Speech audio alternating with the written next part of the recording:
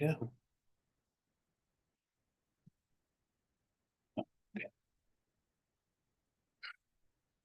Okay, commissioners, meeting is live. No, audio, sound, everything. Okay, good. Oh, wow. Let's see. You sure? Yeah, no, maybe not. Morning, welcome to the April 24th meeting, of the Raleigh County Commission. Please stand and join in the pledge. Allegiance to the flag of the United States of America and to the republic for which it stands, one nation, under God, indivisible, with liberty and justice for all.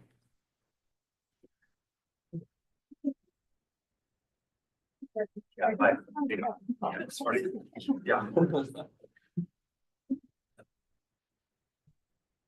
we have any public comments? It's like a blitz of a week, but still lots going on. Monday afternoon, met with Barry Wilkerson, Riley County Attorney, to discuss a few items. You might have noticed he left the law board meeting, which I heard ran really, really long. Okay, that's what he said too.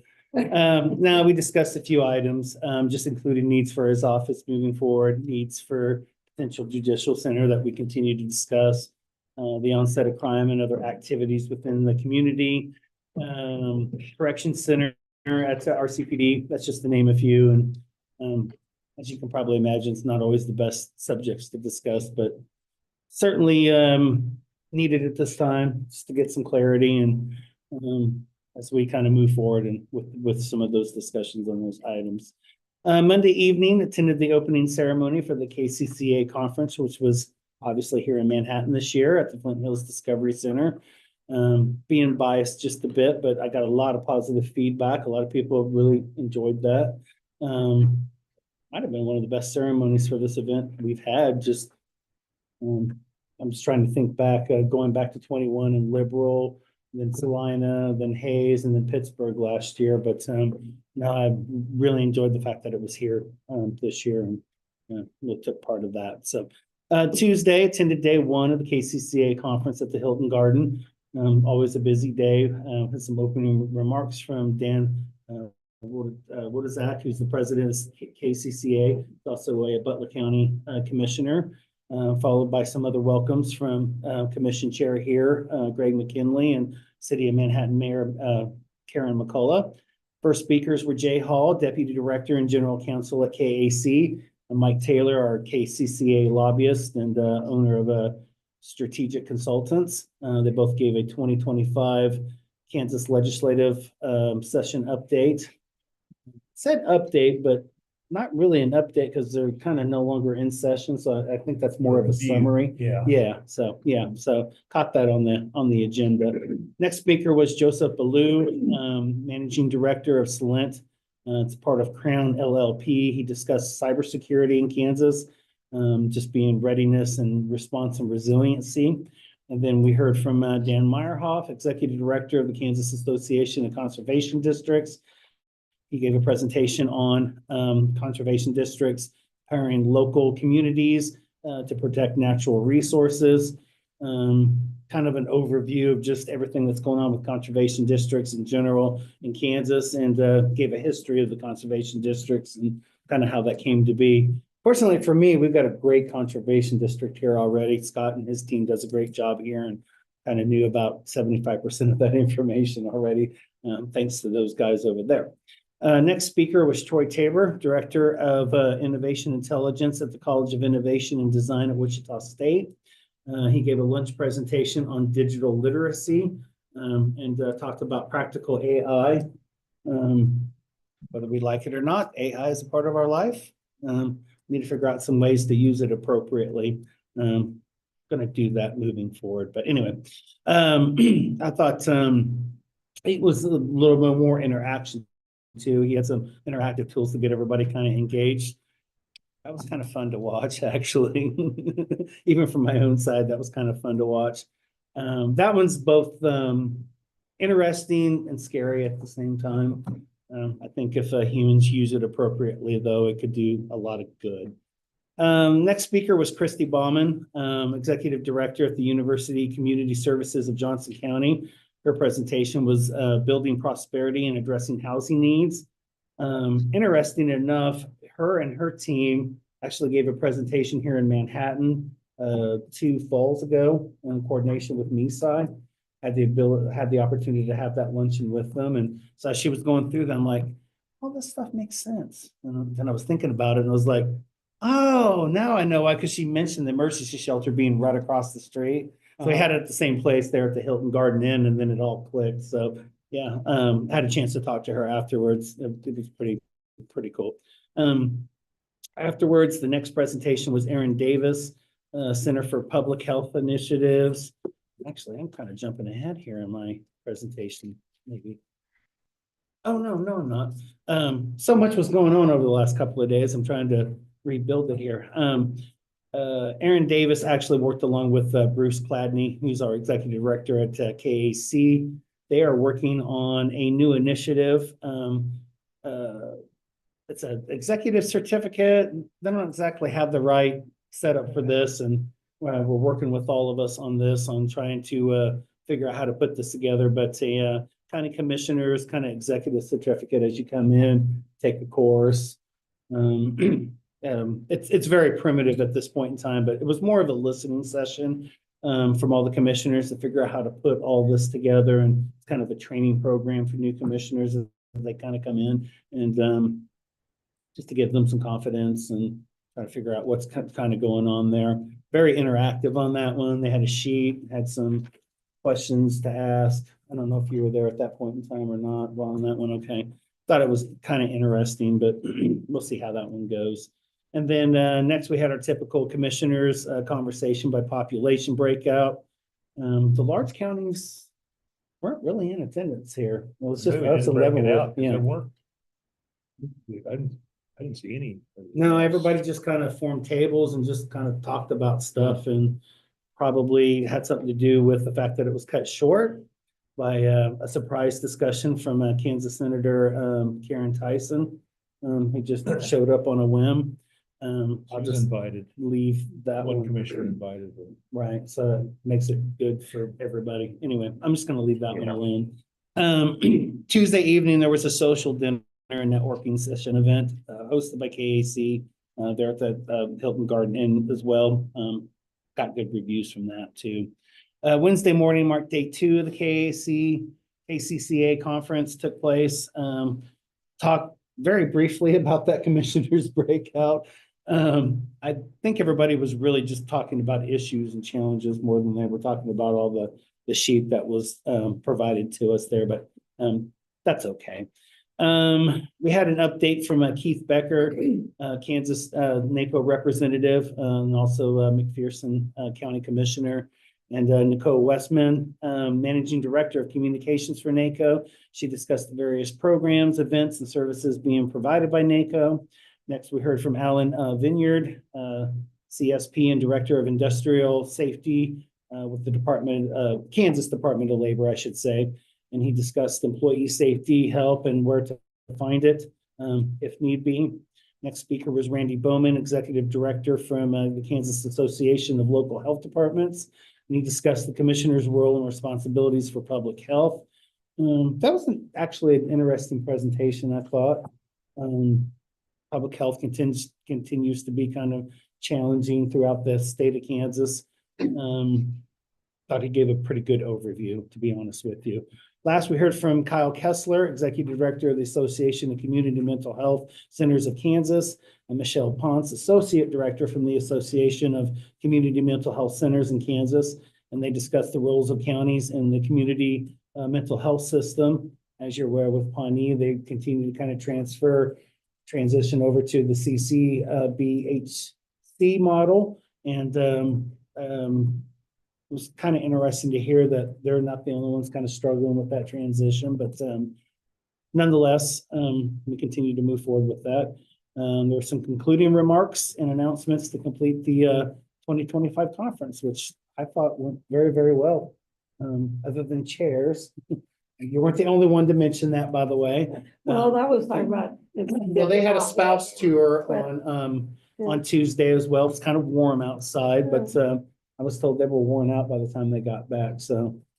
I took that as a compliment, actually, so, yeah, be that as it may, so I think it would have very well here, so. Wednesday over the lunch hour, and I actually left a little bit early for the conference to make this. I attended the spring luncheon of the established business leaders at the Midwest Dream Car Collection. Guest speaker was the City of Manhattan manager Danielle Doolin. She discussed several items and initiatives taking place in the city, including construction, because, well, it's April and it's just that time of the year. Notice that I was driving off of there, all four off ramps at Anderson to try to get down there were kind of blocked off. She had mentioned that. I thought that was kind of Yeah, you had funny. to go around. Yeah, but they're gonna have that. Yeah, they were gonna have that done by the end of the week. They're just overlaying, and it's badly needed. So much of it can be a nuisance and an annoyance. It's work that needs to get done, and it's got to get done at some point in time. So it is what it is. But she discussed several items, initiatives taking place in the city, as I said, as construction, work in the downtown area here, kind of going along on that Houston 4th Street corridor, Aggieville, which is going to be taking place for quite a long time.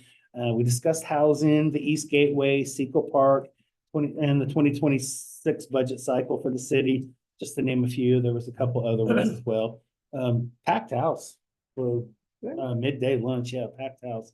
And there were some really, really good questions that came up along the way there as well. So that's all I got. Okay. Well, Monday afternoon, I attended the law board meeting at City Hall. It was a real lengthy agenda. I think we went to almost 2:33, something like that.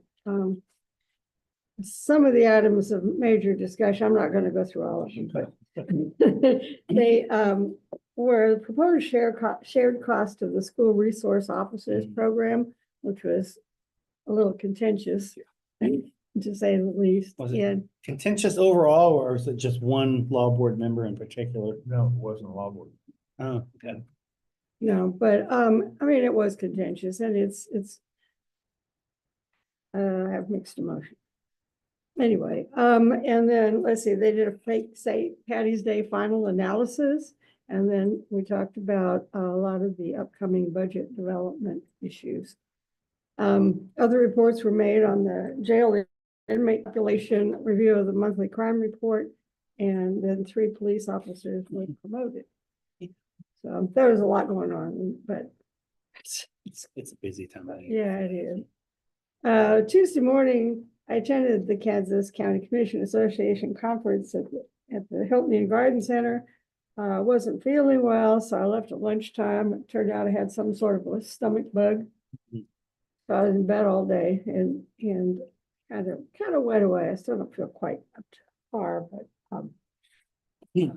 but then I felt better on Wednesday morning and attended the conference until it concluded at noon. And as Commissioner Ford outlined it, it was presentations were by NACO, Kansas Department of Labor, Kansas Association of Local Health Departments, and the Kansas Community Mental Health System. There was a lengthy discussion of community mental health centers, and then talked a lot about public health and our legal responsibilities and that kind of thing, which was really interesting. Looks like our region is served on the mental health centers by Pawnee Mental Health. It was like, what, 6 counties? 10. 10? 10.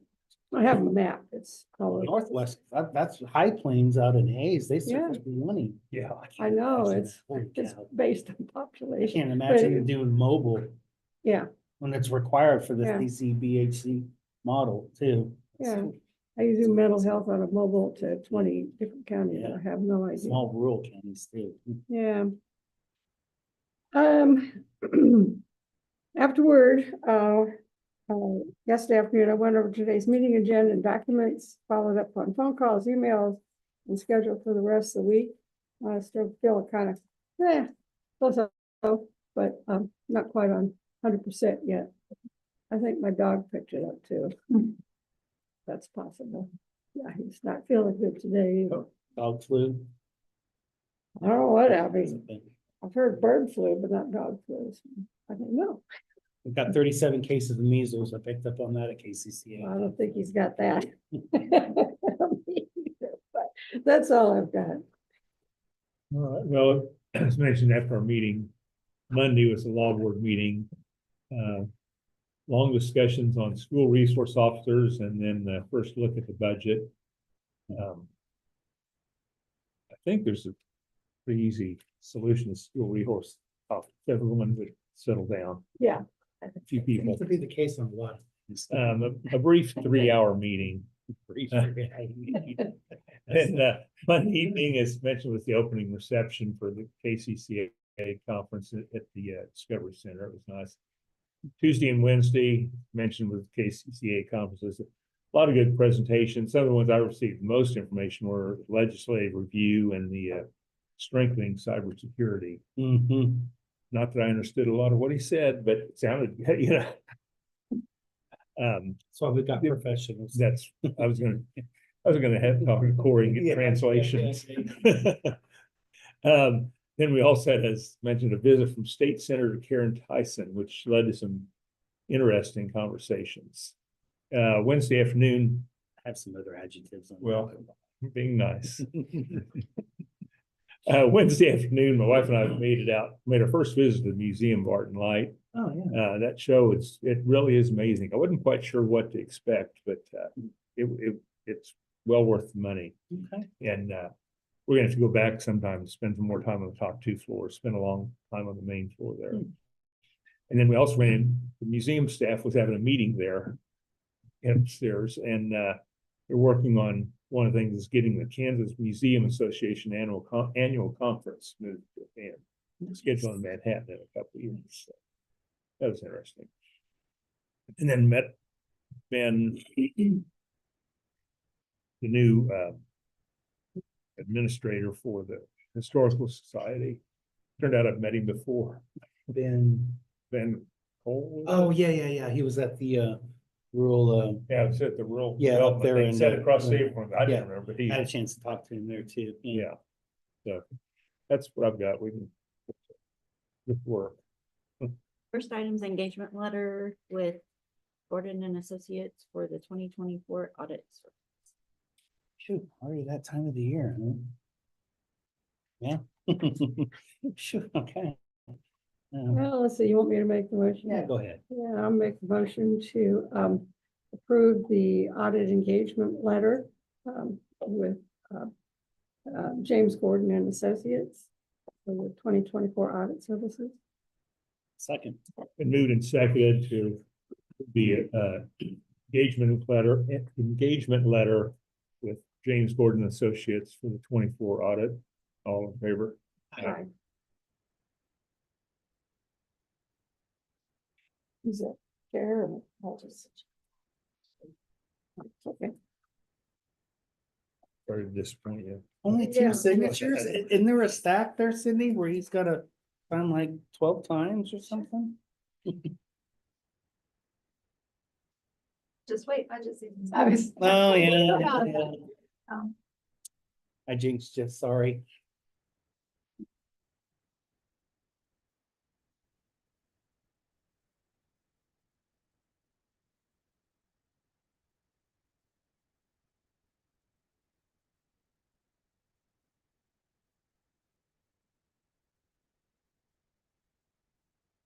Next item's a resolution reappointing the county appraiser for Riley County, Kansas.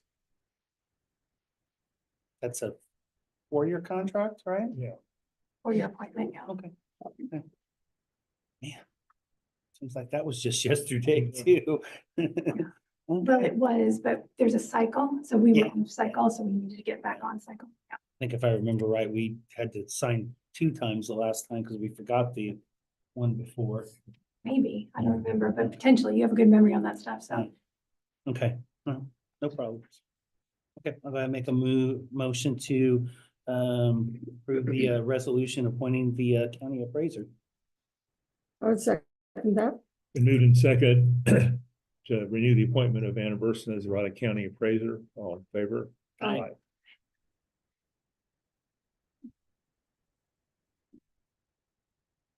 You're stuck with us for another 4 years. Sorry. If she ran out quick, I don't know. I know Bobby about it. She was anxious to get it going. Oh, okay. Just get it. Just something that has to be on file with PVD. Yeah, yeah, and that's what I explained to her too, that for you guys, it's a formality for PPP.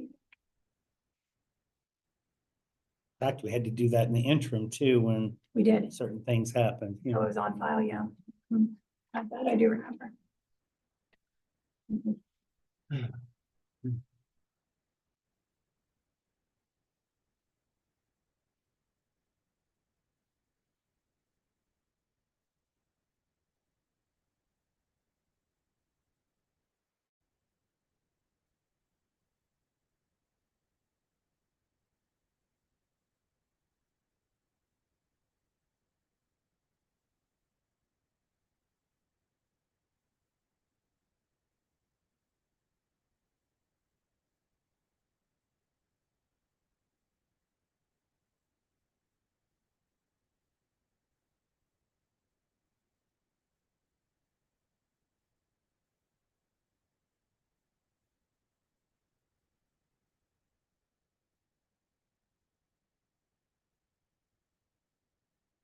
Next items, Riley County Employee Action Forms. First one's for election day workers. There's a list of them for separation, April 16th, effective date. And Annalise Trout, a rehire as an election day worker. And started again, huh? How does that work Which thing? for Annalise? Well, since she doesn't work here anymore, she's like any other election worker, so she just, yeah, Oh, okay. yeah, she's. You might know what's going on. Yeah, yeah, I think they'll be happy to get her, yeah, Yeah. and she's at Civic, so she's giving them advice on election processes and helping others, yeah, yeah. And we actually do have, we have full-time employees that do that as well, like as a stipend separation of this employment, so it could work even, Didn't know that. yeah. Yeah, there are a ton of full-time employees that help elections run, it's great. We all get to,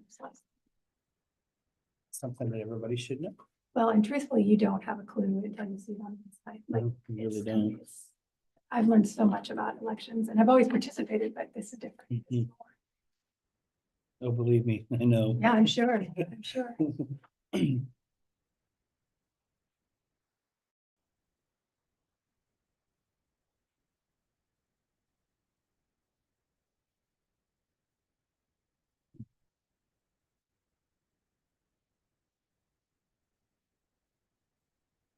The list, Yeah, I was just seeing if I know anybody or Okay. don't know anybody. elections reaches out to everybody and makes sure that they want to continue or are able to continue, and so. Oh, yeah, there's quite a Yeah, few there's on there that several I on know, there. yeah. Mhm. Guess I should sign that one first.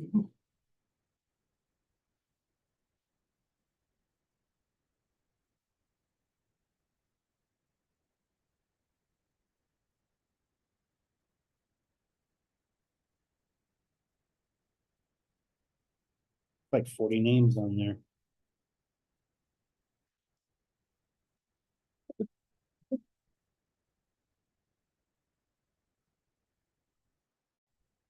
But they still probably have 150 still on it. Yeah, yeah.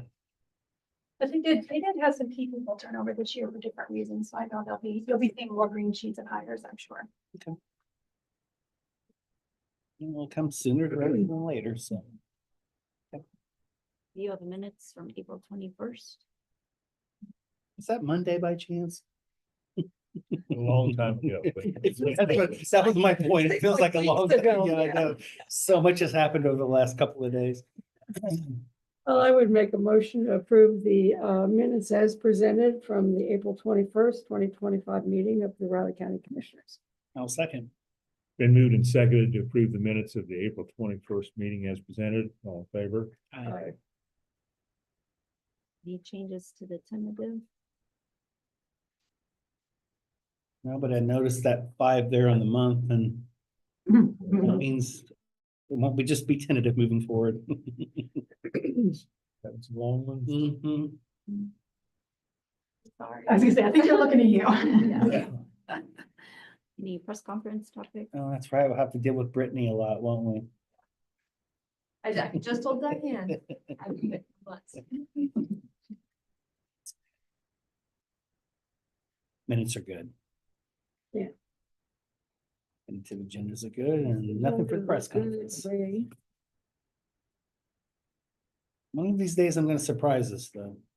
Something really good for a press conference. Just won't be Monday. Hey, we don't want to press. No.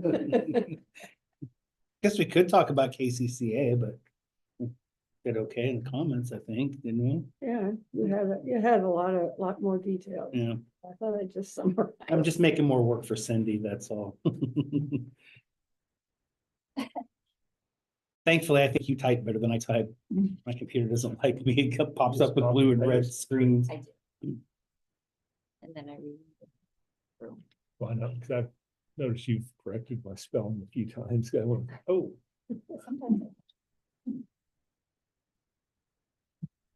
Yeah, I always do a spell check on one. But that Well, I doesn't mess catch up pretty good where everything. spell check doesn't even give me the right word. Close. Yes, not even close Oh, enough. that's not good. Then I get mad and I say a few adjectives and then we start all over. Well, it's good if you catch it before you send it, so that's good. There's one of the names. on that election list, which I'm sure didn't hear it this year. She's got Alzheimer's, Oh, dear. so Hey, by the way, she Vivian, didn't do it this year. She I forgot to mention, might have known I attended a very, very sad wedding over the week. up and down. Even the cake was in tears. She's snortling. It's so funny. That's awesome. It was like a sad wedding. What?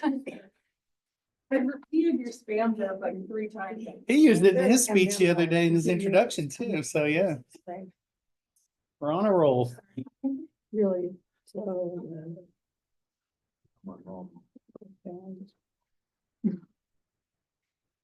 Maybe do you write those all down just to have like in your pocket? Cause you know, we rely on you. I have a sheet of like, in my little notebook of like the best one. Oh, good. Yeah. I don't like the most, I learned my first one in Spanish. Oh, Yeah. Cool. Those are the best ones we get. yeah. And did it land with anyone? Really good. No, my I don't husband. know what the words. I mean, recognition. Okay. Morning, Mary. One very, What is that?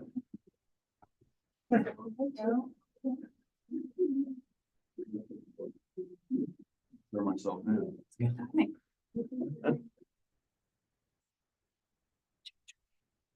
Oh. I mean, Jim. That's my We got fault. Jacob over there. Thanks. he has to switch that, because in case there's tough questions, he goes, oh, Yeah. That's right. That's exact. So I think you, I was just thinking that Clancy would have done that. He would have always done that. It's like, oh, that's that guy. Exactly right. Especially when pensions go up.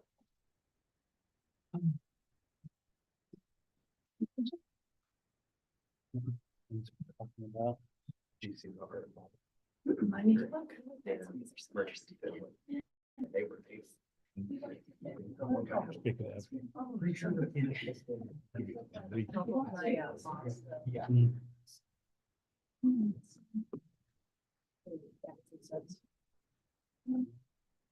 Really? We had several conversations about that. Que tomate, no tomate. Concept. Okay, tomate. Okay, that's good. That's funny. Okay, tomate. Okay. I'm gonna have to remember that and see if anybody, maybe I'll use that. Icebreaker. No es, black noise. It's supposed to be like a riddle. Yeah. Noise, black noise means it's not gold, not silver. Oh, no, it's platano. Platano is. Oh, okay, yeah, I get it. Yeah, I get it. Oh, no, it's platano es. Uh-huh. Yeah, if you say it fast like that, that's good.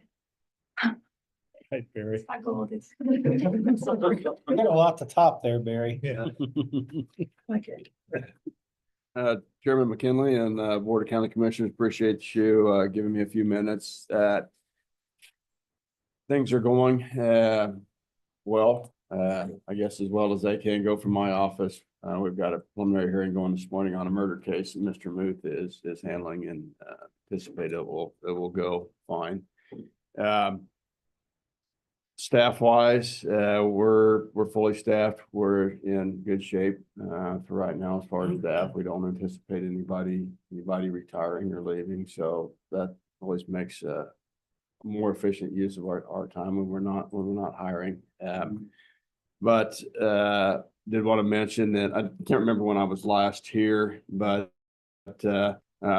Mr. Parker and I have been, he's been working on some of the nuisance issues and we're working through those cases. I'd had some businessmen approach me as well on some of those, on some adjacent land that they felt was a little bit unsightly and wanted to take care of. So, like I say, I haven't ever done this before. It's a new statute. There may be some hiccups, but I'm confident that we'll be able to work through and get accomplished what the commission and the citizens want. So 3 counties, isn't it? Yeah, there's just, Us and Crawford. yeah, so like I said, it's new. We're navigating this kind of for the first time, but I think that we'll get it worked out and we'll get done what needs to be done. Working on my budget and working with Brittany on my budget, I think we're close to being finished. So I will have that turned in, hopefully not at the last minute, but well before the deadline, make Elizabeth's job a little bit easier, but She's cracking the whip, I'm sure. she does a good job. Yeah, she does. Anyway, I don't have anything else really. I'll stand for any questions. If board has any questions, comments. I don't think so. All right. Well, appreciate it. My door is always open if you have any concerns or questions. So, don't hesitate to reach out. Appreciate the conversation on Monday. Yeah, Yeah. good one. Yes.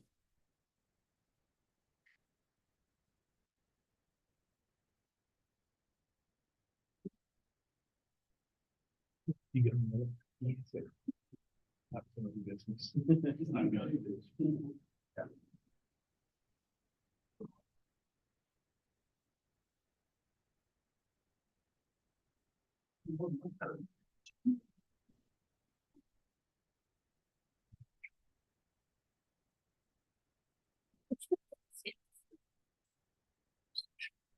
Ah, yeah. Great names, faces of a phone. Yeah.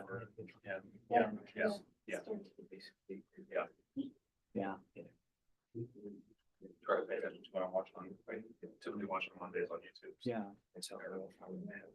Or it's Tuesday or Wednesday, but then I get to get it one I watch, but yeah.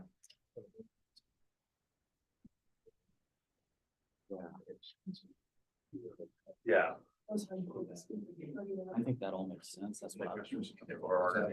Their last Monday was good. Monday next week, but yeah. I know, yeah, it's a process.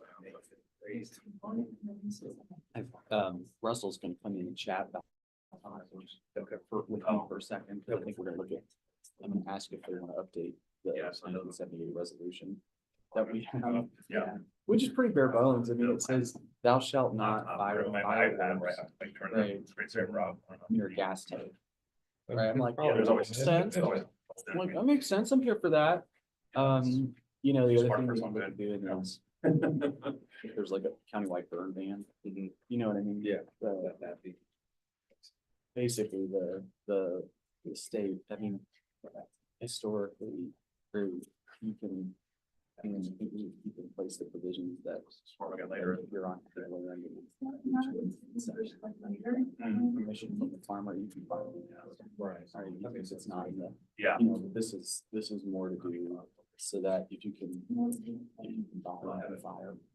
Rob Belcher. That's kind of what the. that's kind of what it is. Yeah, Rob's like, you should know that, but Robert's fine. They generally have.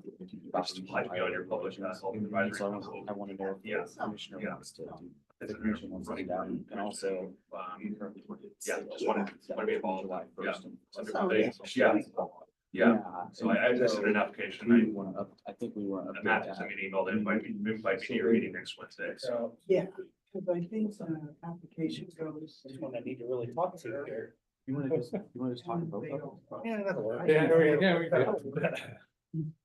I mean, the more the merrier, right? Hope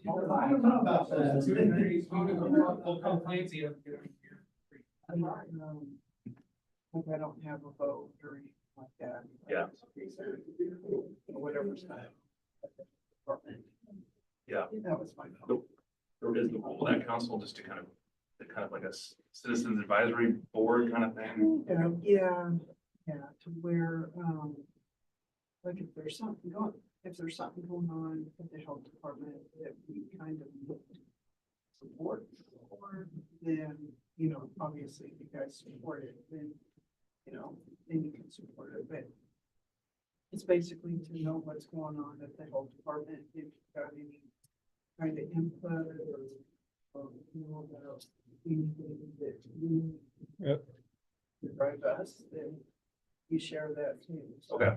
yeah, we share, they share, like, if there's health fairs coming up, things like that, that we might want to join in on. Very big community. Yeah, just, yeah. And it sounds like they just meet that meeting. They don't do any kind of pre-meetings or anything. No, they do. Okay. It's just pretty much that meeting and then, and I've only been here for December. Okay. So, I haven't been involved in a lot of. But yeah, so they'll have you come and then they'll vote on you. Yeah, okay. All right. Yeah. You're welcome. I think that's. Yeah, sure. Yeah, I'm excited to be involved. So, Glad you're gonna be there. yeah. I don't know if, yeah. Would they approve me then in May probably? Is that how it would work or? Well, that's. Yeah. Okay, okay. That's what I thought about my application. And Yeah. Yeah. Yeah, it's pretty, pretty low key. Okay. I'm telling you. Okay, yeah. It's not- It's the way we like things. Yeah. Yeah, I don't mind that either, so. Yeah, keep it simple. You get stuck in all the often circumstances. I Yeah, I don't. don't like that, but. Yeah. Look like the meetings were relatively short, too, not 3 hour long meetings. No, they are not 3 hour meetings by a long shot. Yeah, sometimes they don't even last a full hour, just how much, you know. Then you walked in. I think that was that's just a minute. Started at 9 o'clock. I guess it's not you. Yeah, Not me. yeah, because Somebody I'm from not the in Forest charge Service. of that meeting, but I don't believe in meeting unless you've got reason. I don't want to just like supervisor meetings. I don't just have supervisor meetings just so we can sit and look at each other. Yeah. Enough to do. Yeah, there's an agenda. That's right, that's right. Right, And your reason to meet. Yeah, the weather. right. Where'd you come from? We got a minute. Florida. I'm originally from Colorado, but Okay. then, moved to Kansas and Right. then lived here for 36 years, all the way from Salina to Topeka. Most of my time was in Yeah. Topeka. Okay. And then moved to North Carolina and I was a health director up there. Oh, yeah. And then, There you go. She left right at the Florida. beginning. Yeah, I got her. I was a grant manager. Yep. Yeah. Good yourself.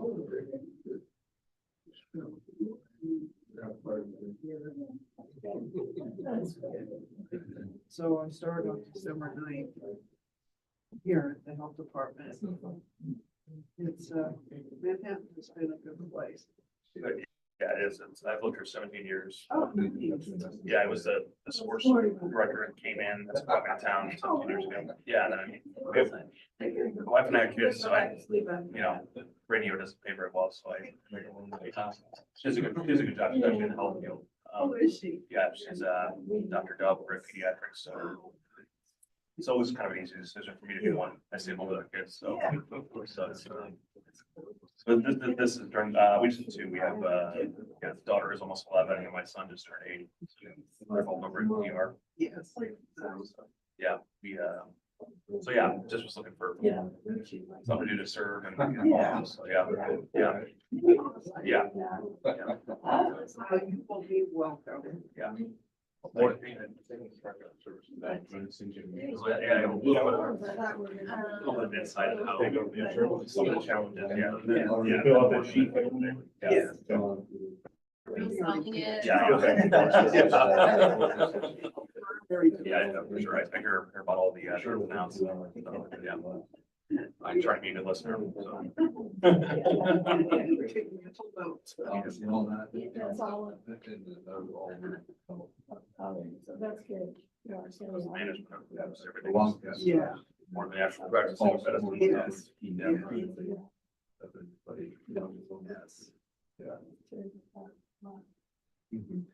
know, it's a good field to be in, but that's easy. Yeah, challenges. He got caught in the tree. Yeah, more difficult at times. Yeah, yeah. You're not just gonna walk up there. No, I can't. I kick water into the water. Fire started. You know, and especially where you don't know. Yeah. We ran through the big pack, because we survived. a lot. Yeah. And so, you don't know if it's Yep. move something from federal down to the state.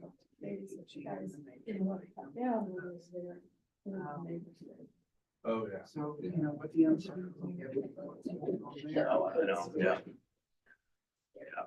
It's gotta be tough, because you just don't know from day to day, right? Yeah. I think that's the funding for what we're doing now. I mean, you can't grow because, I mean, what is that funding for that? So. And yeah, you have to, somebody, if you hire somebody, then, yeah, and also that what he's done. Yeah. Yeah. Yeah, So, it's gonna be hard to budget and, yeah. yeah. Yeah. And we're in the middle of budget season now, so. Yeah. But it's not stuff still down, kind of. Yeah. The shock and awe, administration going in, calculating, it's gonna Yeah. go back to the late government usually is where it's. pretty- Some- Yeah, I brought it up to. That's probability is nice. Very. You see the headline and like. You good? You? Oh, yeah, yeah. Had a restaurant or anything, or nothing to do. How's life?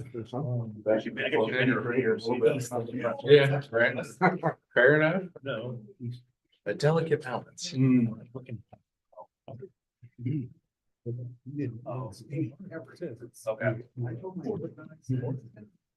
But also, general page. I saw the headline when I was walking to the hotel yesterday for the conference. You've got a A lot of parcel and. Oh, I didn't see that one. That's, it hadn't been in the plan. I've seen it today, Oh, but it's okay. online. Yeah, I had a call from the Mercury. Very welcome. I was laying in bed. I didn't know if it showed up or not. That must be in today's. Yeah. It's got a lot of words for you. Just. Cause I couldn't remember a lot. Well, you let the dogs out, make sure they don't get blood. Yeah. Last night, she doesn't read somebody else. Yeah, it's got a good flight. Hey, thanks, Russell. People are very nice. Yeah. That's it. Yeah, and then you can't find these articles. The article's written correctly. We annex the property, yeah. Somebody just read half of her. half Yeah. First sentence, it says. "And to the city. of To the Kansas." city, yeah. Well, good, we've got another piece of property. Are we all? We had it before. Okay. Good morning, Commissioners. Bryant Parker, Broward County Counselor, and I'm gonna, we actually have several things for the administrative work session. And so I'm gonna start off with, they're just things to let you know that get some feedback on before we bring them, before the commission and with like commission agenda reports and everything. Preliminary. So I wanted to update first of all on the office's activities. As County Attorney Wilkerson noted, the nuisance is ongoing. I'm very pleased with where we're at so far. We've had several of those standing accused that have made a lot of progress already in getting items cleaned up. And this statute is very powerful. But one thing I will note, we're with the statute, and this is just so that the public's aware of it as well. We're not, because we're taking the approach, and by we, I guess it's me since I'm prosecuting, that what we care about is compliance and cleanup. Right? One of the things that we're able to offer folks that may be in a tough financial spot, because that's sometimes some of these things happen, right? Is actually we're using the offer of a plea bargain, right? If someone doesn't have the wherewithal to make the expenditure upfront to get the property cleaned up, then, it's better we would assume for us to come in and do the cleanup, and then it goes back as tax lien. But as I've explained to a couple of people, right, that may be in a financial spot, we only really have, I think, one so far that this may end up applying to, but he's making a lot of progress. We would just, for anything he couldn't afford, he could enter a plea, we would do a really low fine, and then the county could come in, assuming you guys gave an order, you made a finding that it was subject to being cleaned up by the county.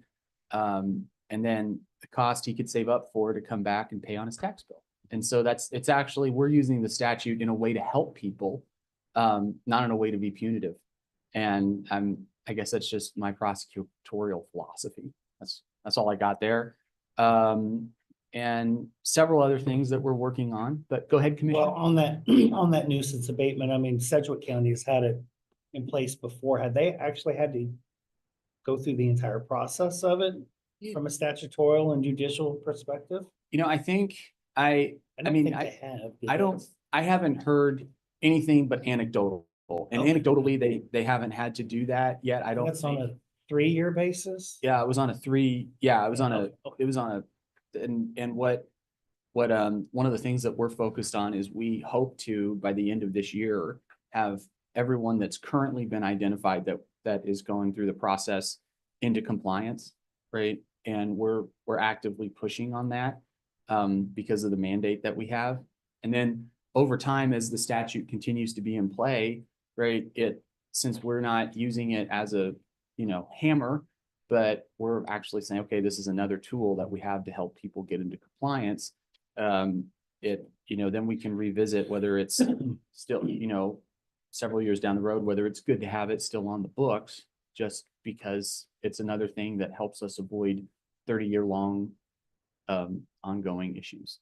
And if I remember correctly, all 3 counties that have this are matched up in line with that. So if it needs to be renewed, or another set of counties want to join on or something at that point in time, it would be applicable. It's not like next year Crawford County comes on, the following year Riley County comes on, so on and so forth, right? Yeah, okay, that's exactly right. And so that's most of there's that. And then I also wanted to let the commission know that the contracts for the Caw Valley rodeo and the beer sales there, those have gone out for review to the various parties. And then once we get them back signed, we'll be bringing them.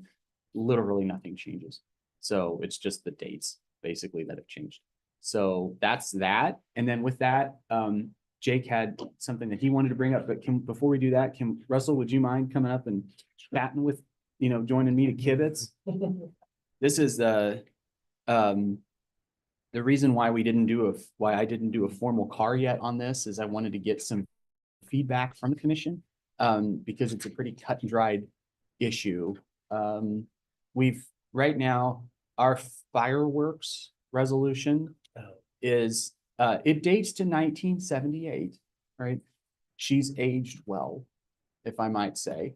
There's two things, basically, right now, unless you're on ag land, and feel free to step in and correct me if I'm wrong, but unless you're on ag land and you're set back 200, between 150, 200 foot or more, you can, at any point, you can discharge fireworks throughout the year on ag land under our resolution, as long as you have the permission of the farmer.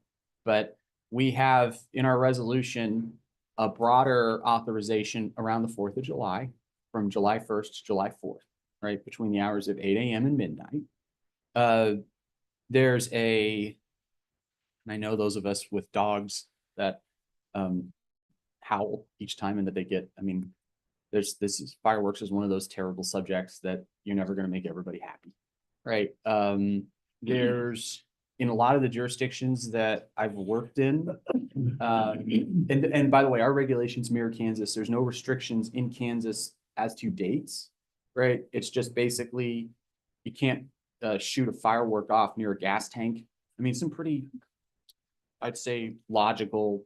I mean, don't you think? Yeah, you shouldn't be able to shoot a firework off near a gas tank.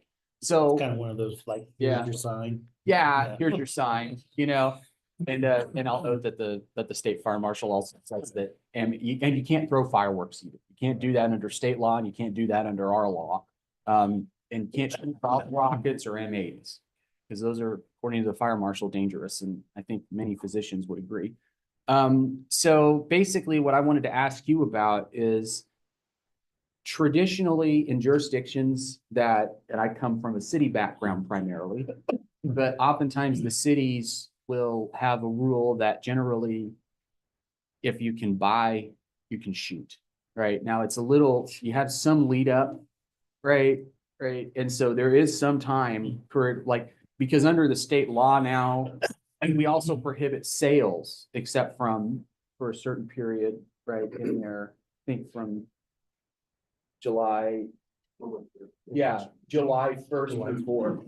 So The lights are doing some fireworks over here Yeah. too. So the changes that the commission could entertain would be to expand the sales time frame to match what the state has expanded it to, which is June 20th through July 7th, which you don't have to do, right? The other thing that we have absolute authority to determine when we want our sales to occur, as well as when you can shoot. And oftentimes cities will, some cities ban them altogether. Some cities do nothing with them. Some cities and counties alike, I can tell you anecdotally, they'll say, yeah, you can buy from whenever the state first allows people to sell, which is now June 20th, but you can't start shooting them off until like June 30th or something. And then sometimes they'll let you shoot off until July 5th.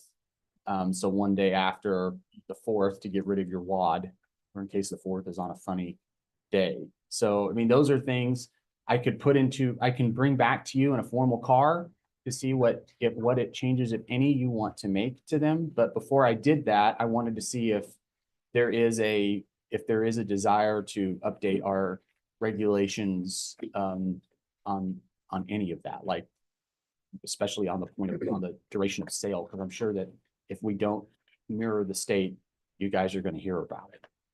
We allow people to sell from June 20th to July 7th, because it's a lot of fundraising that goes on with that. Yeah, but going to the 7th is ridiculous, for sales. I can see if they have fireworks, maybe they shoot off. I don't care how much sales tax is. I think we have to put a limit on it. The 4th is 4th. That's it. A lot of people have extra fireworks, and then kind of like Easter candy at Walmart, it goes on clearance and it goes down 50%, 70%. It's on forever. If you Limit it let to that the go 7th, it that's doesn't go on ridiculous. forever. Well, Why don't we do this?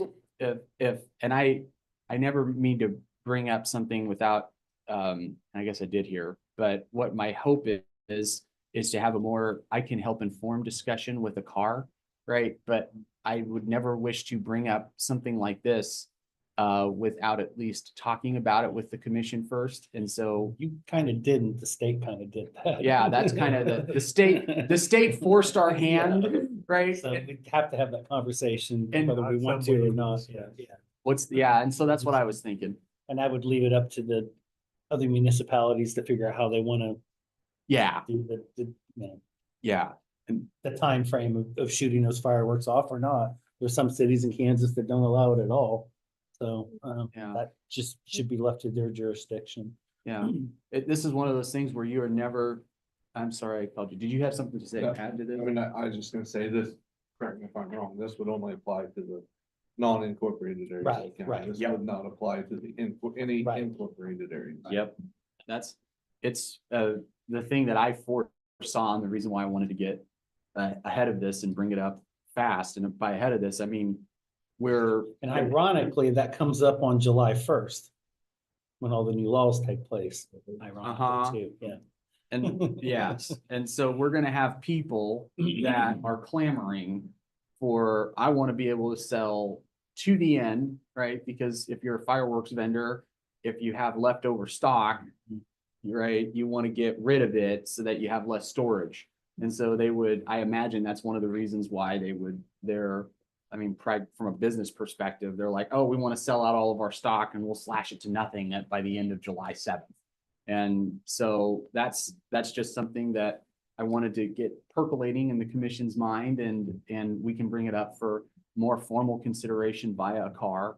And we'll do a much better job of presenting the information, but I didn't know a better way to, start the conversation except just to bring it up during admin time. So with that, Jake, do you want to take it away? Sure.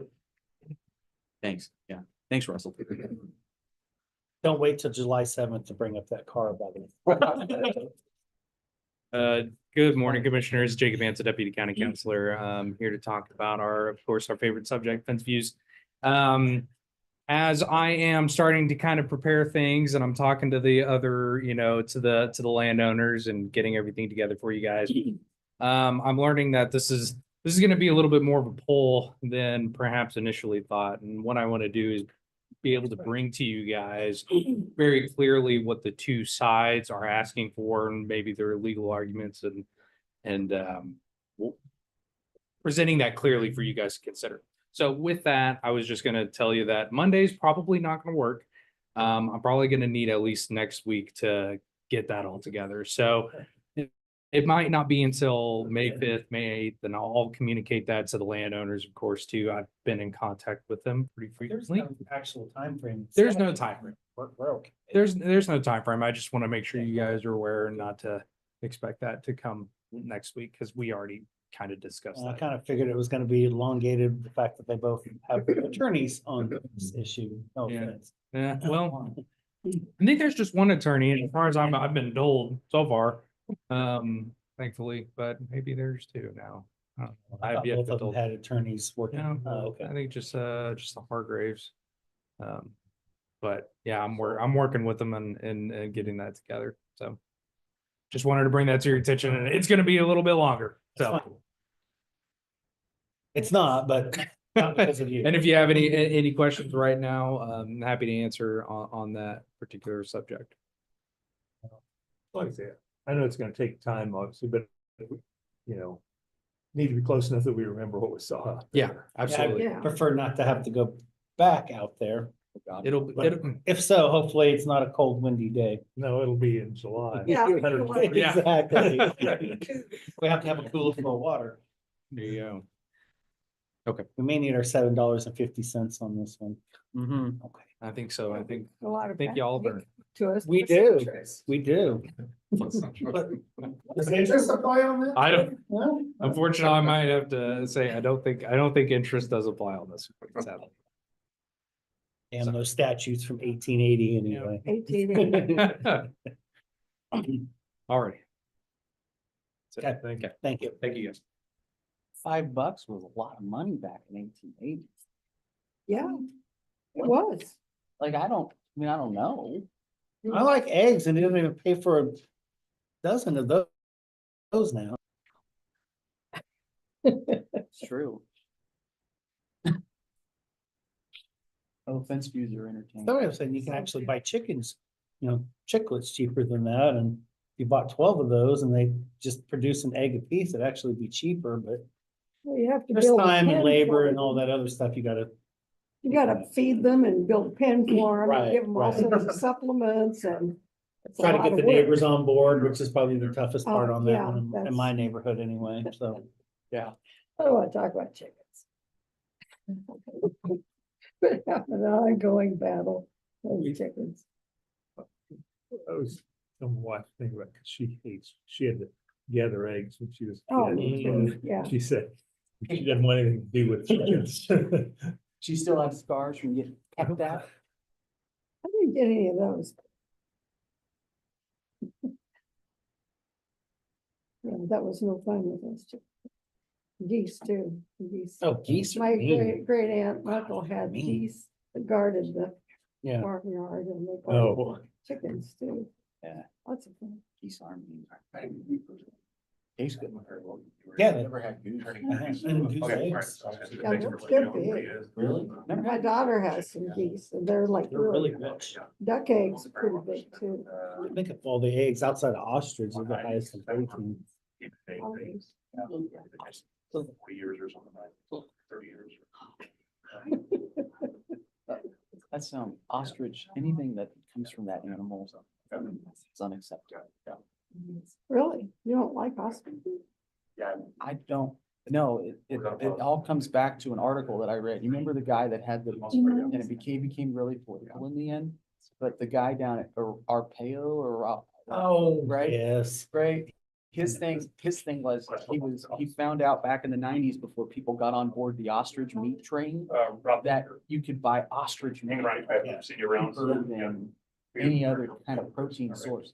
And so he was feeding the prisoners in the jail. So now, since I read that as a kid, probably in Reader's Digest, because that's what I used to read, right? Since I read that as a kid, I'm like, oh, ostrich. Ostrich meat, I wonder what it tastes. I'll never know. I'm gonna go online and get me some ostrich meat and we're gonna find out. There you go. Okay, You could do it like you did your brisket. exactly.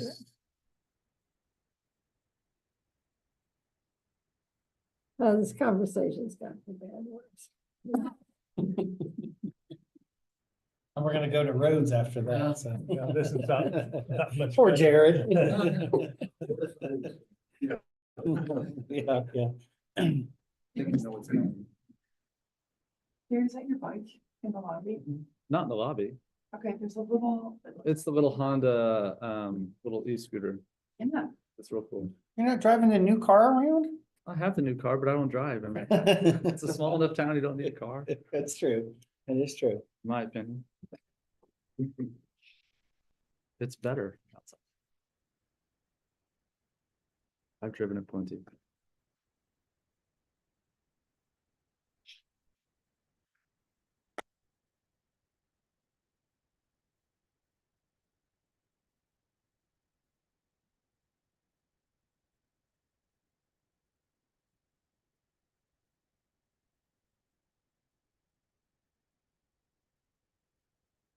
The scooter folds up and it's like a suitcase. It looked like. Goes into a, No, has a seat. It's right in the the article said, oh, you need a fence. We're gonna need you to bring it in. We're gonna get through this quick so you can demonstrate the other one. Just try to remember some dates. It was really cool. It looks super cool. It looks very practical. Like my briefcase turned into. It's called the Moto Compacto. Okay. Honda Moto Compacto. Wow. They have a station wagon model? It has Why I come to these things. It has footnotes in the seat. You may tell the kids behind like, look at that. Oh, I'm that's cute. But since we're talking. The station wagon Berlin Just gotta be mint green with wood panels on it. Like it. I'm not coming to another meeting Monday. Wood penalty cow. Yeah. You may be able to get that. Don't encourage them. Jared, you can go ahead and Good? get started. All right, well, good morning, Commissioner. My name is Jared Tremblay. I'm with the Flint Hills MPO. And I'm back again to talk about the US 24 corridor study update and the potential cost benefit analysis of a second connection. I was here just a few weeks ago, as you remember. Just gonna go over it again. We're looking at three goals and to split into two projects, updating the existing corridor, which is Pot County. It's pretty minimal work. And then obviously the extension all the way up to Riley through Manhattan. That is a lot of that's the big focus of the plan. And then the third part of it together was the cost benefit analysis, looking at a second connection between Manhattan and Blue Township. Those were originally one project, and they've now been split into two, as you can see there on the left. So the segments are A, B, C, and D. So D is the bridge, if you will, or the second connection, whatever you want to call it. So here's a map of it again. Parts A, B, and C are along US 24, and D is a connection. I will note that the number one thing we hear in Potawatomi County when we do public outreach is, when are we going to get a second bridge? So that's what's really pushing the issue here. I know your thoughts on that on this side of the river.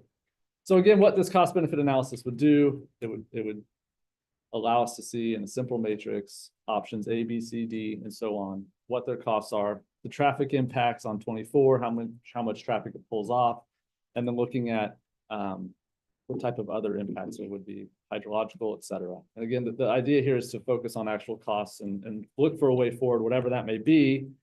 And so at the end, we'll be able to have, this conversation on what are the trade-offs, what can we afford, and what can we live with. That's the idea. So previously, KDOT was going to fund 2/3 of each of these projects. That was changed. What they're looking to do now is they're saying they're not going to put the $97,500 into that cost benefit analysis study because their priority is US 24, which is the national highway system. But what they've done in essence is taken that money and put it over into the corridor study, leaving the whole cost benefit analysis for our local breakup. And so what that does is it really, the money is the same in terms of the total amount, but it allows you as Raleigh County commissioners to put the money into the part that matters most to you, which would be the US 24 corridor. And on the flip side, in Potawatomi County, they would be putting more money into the part that they care about most, with corridor study not having as much of an impact on them. So there's not much change in reality here, but we could just have it be split in the third, but I know that's not the reality politically of it. So what we're looking to do is on the right. So we're still looking at 133.3 at the top end, potentially. But you can see that the corridor study, your work with KDOT would account for just under 116 of that. And then the MPO-led project for the cost benefit analysis would be approximately 17.5.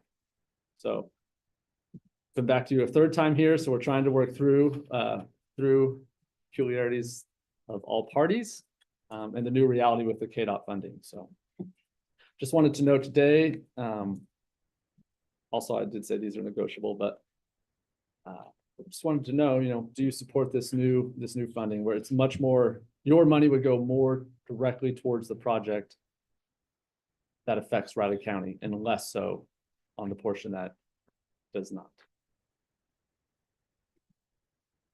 Well, I understand Pot County saying, well, that corridor study didn't affect them much, but they're, talking about Flush Road, talking about the existing bridges, and the 24 is Pot County all the way down to the entrance of the mall. Mm-hmm. Correct. It's not just up to the edge of Blue Township or something. I mean, it goes, there is a pretty good chunk of this thing, because I'm sure there can be improvement, they can recommend improvements on 24, which we think that's in Manhattan, I guess, but it's in Pot County. It is in Manhattan. And to be clear, that portion of the corridor study is still valid.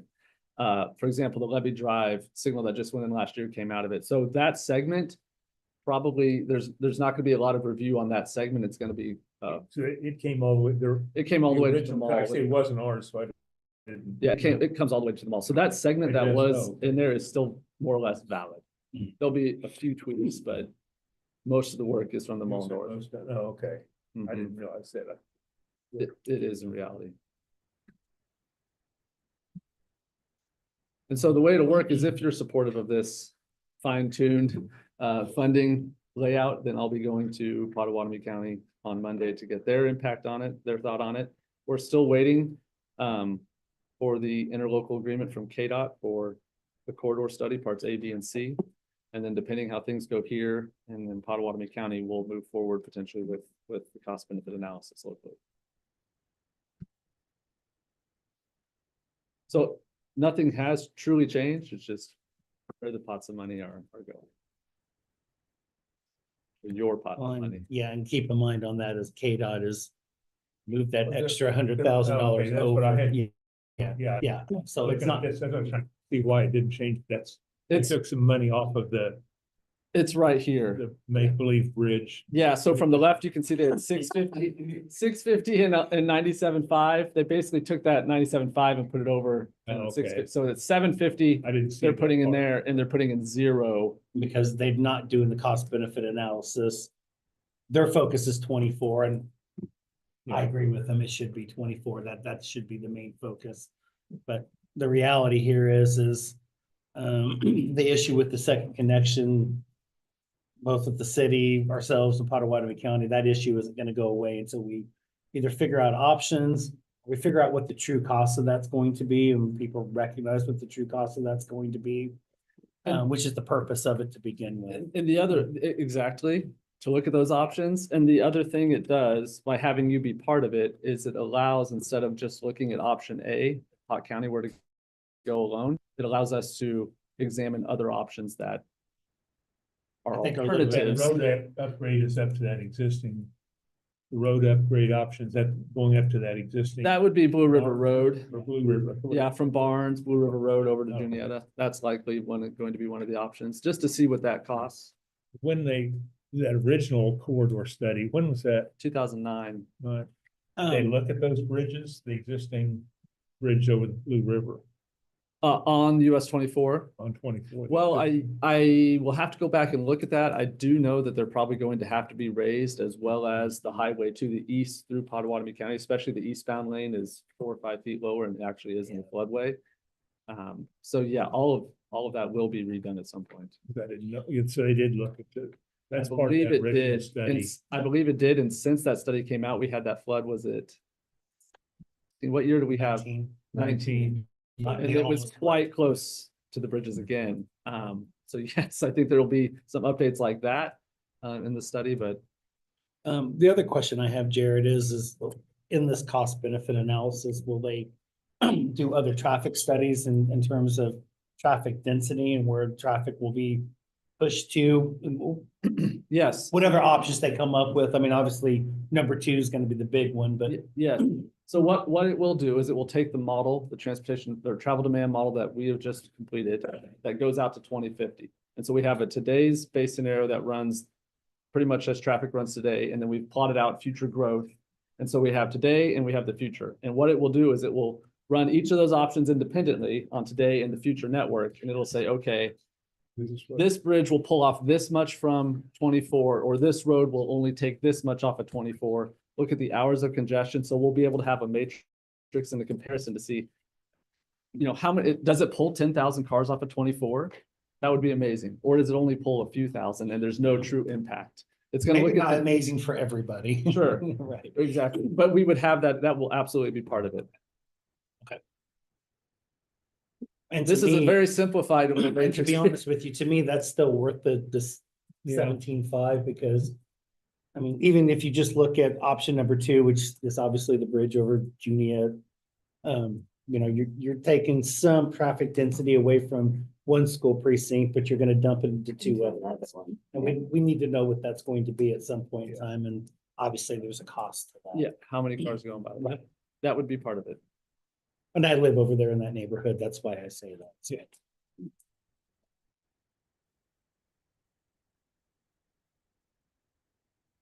prefer not to have to spend any money at all on this, but.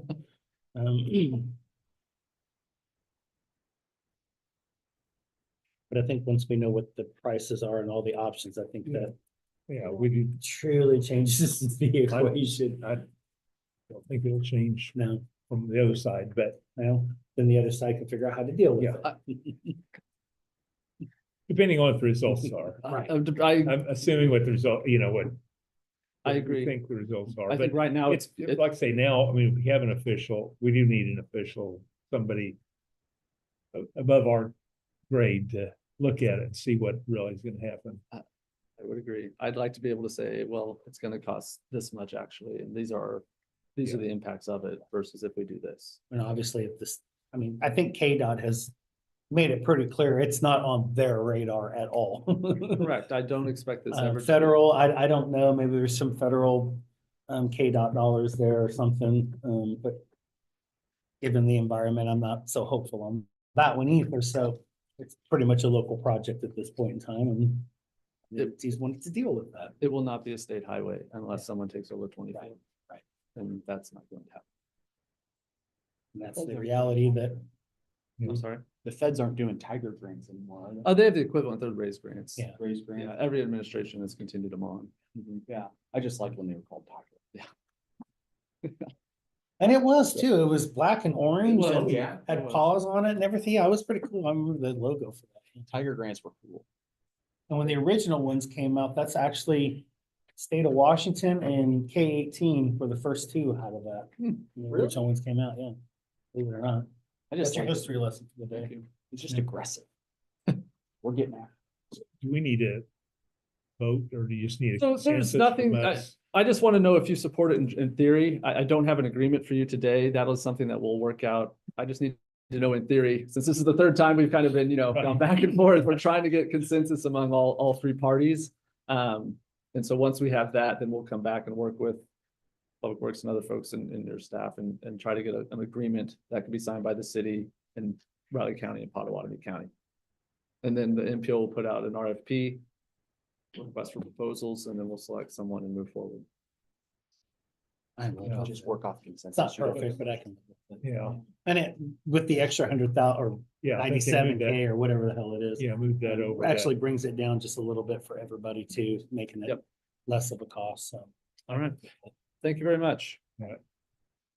Hope I'm not back on this topic. I can say, how many times do you think you'll be back? I'm gonna do an over and under of 3. Just for the agreement, not for another funding request.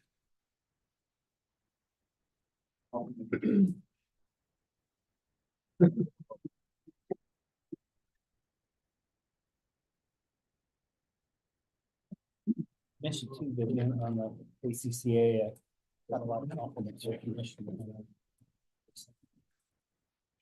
Two of them that are working with their staff to do something similar. Sitting in the audience, I feel like I need to adjust. Loud and I can't hear Oh, well, you, but yours is being blocked. Just use the adjectives you want to use there, Vivian, come on.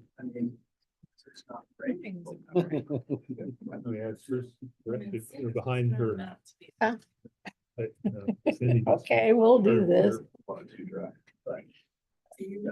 Now you realize we're gonna have to change that when Rich comes back, right? Yes. Okay.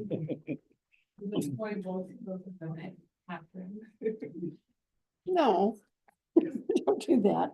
I've tried. I definitely said that last time I tried to not set this right in front of it, like, that's right in front of it. It's things I want to say, so I can, like, that's right. Yeah, Just, we'll turn it around, the computer in front of it. let's just be thankful it's all working at the moment, right? Yes, thank you. That one component just keeps kind of falling asleep. Hmm. Huh. And there's a joke in there, but I'm not gonna. Yeah, I had one too. I'm just gonna leave it alone as well.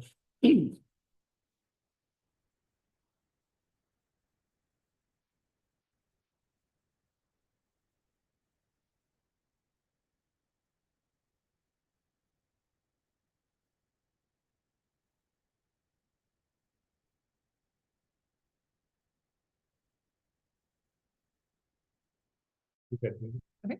Thank you. Good morning, Vivian Leva, Public Information Officer with April's Communications Update. It's been a little while since I've talked with you. I have pages and pages of notes, so I apologize if you need to get out the big hook and there you go, I will do that. Well, hopefully you have pages and pages of dad jokes. Well, I do have my notebook with me if we need to. But especially since Russell's here, the biggest communications task on my plate right now is, of course, fire season. And I typically get called out to the bigger fires, and so far have only visited Harmony Road fire that was in the extreme northeastern little bitty corner. When the call came in, I thought, well, is this mutual aid? Why are we going all the way up there? But no, it is the very, very extreme little point. One, sheer gratitude for all the agencies that responded, and emergency management was there, Lori and Robert. Robert, I actually knew back from COVID days. He helped with the testing sites, but he was out there with a clipboard, checking the trucks in and out. It seemed very well-oiled machine. And thankfully with all, was it 5 counties responding, I think, and state aid that was smart enough to request right away. They came in and got that out first night. So it wasn't one of those that we have to stay out 24 hours and it goes on and news coverage. So I was very happy that that ended the way that it did. And thank you for letting me participate. I'm also posting a lot of information about why trying to get the word out about why landowners burn at this time of year. And the relationship between burning and the Flint Hill Smoke Management Plan, with the hope of increasing understanding that this is an effective and necessary land management tool in the Flint Hills. We would not have prairie if we didn't have fire. We would have woody encroachment and cedars. And the Kansas Forest Service came and did the presentation for the InterGov meeting that I think they do a lot of great work to let people know why burning is a part of life in this area. So as long as Russell is getting complaint calls from both sides, people who want to burn every day no matter the conditions and people who never want folks to burn, that's kind of that, if you're making everybody mad, you're probably doing the right thing. Slice of life there. But I've talked to Doug and Jake about maybe changing some of the way that we do no burn notices. I've been posting those on social media every time there's a day. It happened more often in March that conditions were not safe for outdoor burning. So we just kind of put those warning, unsafe messages on Facebook, and that reaches a general audience. In addition, maybe to landowners who subscribe to the page, but we're putting so much energy into burning is dangerous, no burning, and we're not giving equal weight to, well, this is a necessary tool. And then with the way Facebook works, somebody might get that notification in their feed a week, 2 weeks after. And it doesn't seem like a reliable and consistent way to give those notifications. So what I'd like to do is just remove that piece. We post a pop-up window on the fire department's pages of the website. So the burn permit page and everything associated with the fire department, when burning is not allowed, they send out Everbridge notices on any day when burning is not allowed. And then, excuse me. There's pollen. So I'd like to find some way on the website to do kind of an on-off notification, yes burn, no burn, to save them a few phone calls perhaps. And I worked with Russell and his staff about trying to educate people on the decision-making process as well, that they take in to consideration the weather conditions on the day, but also for the next several days. So if it looks nice today, but tomorrow it's going to be 85 and winds are going to be blowing 60 miles an hour, they're not going to allow fires to be started this day. So you know all of these things, but it's part of the discussions that I have with the department and what we try to get out to the public. And then on social media, only post information on those red flag or very dangerous days when the general public needs to be aware. Okay, double check if you're towing something that there's no chain dragging, because you could spark the next huge wildfire. So just trying to target the messaging a little bit more to the people who are in category of landowners is going to burn our general public, it's just general awareness of what's going on, and I think somebody owes me lunch. $20. Another $20, because that's an odd ring too. Yep. Should be like a fire siren or something, shouldn't it? Nursery rhyme. It was- Sorry, I'm not taking away from you there, Vivian. I have it muted, but it was the alarm to get to the commission meeting.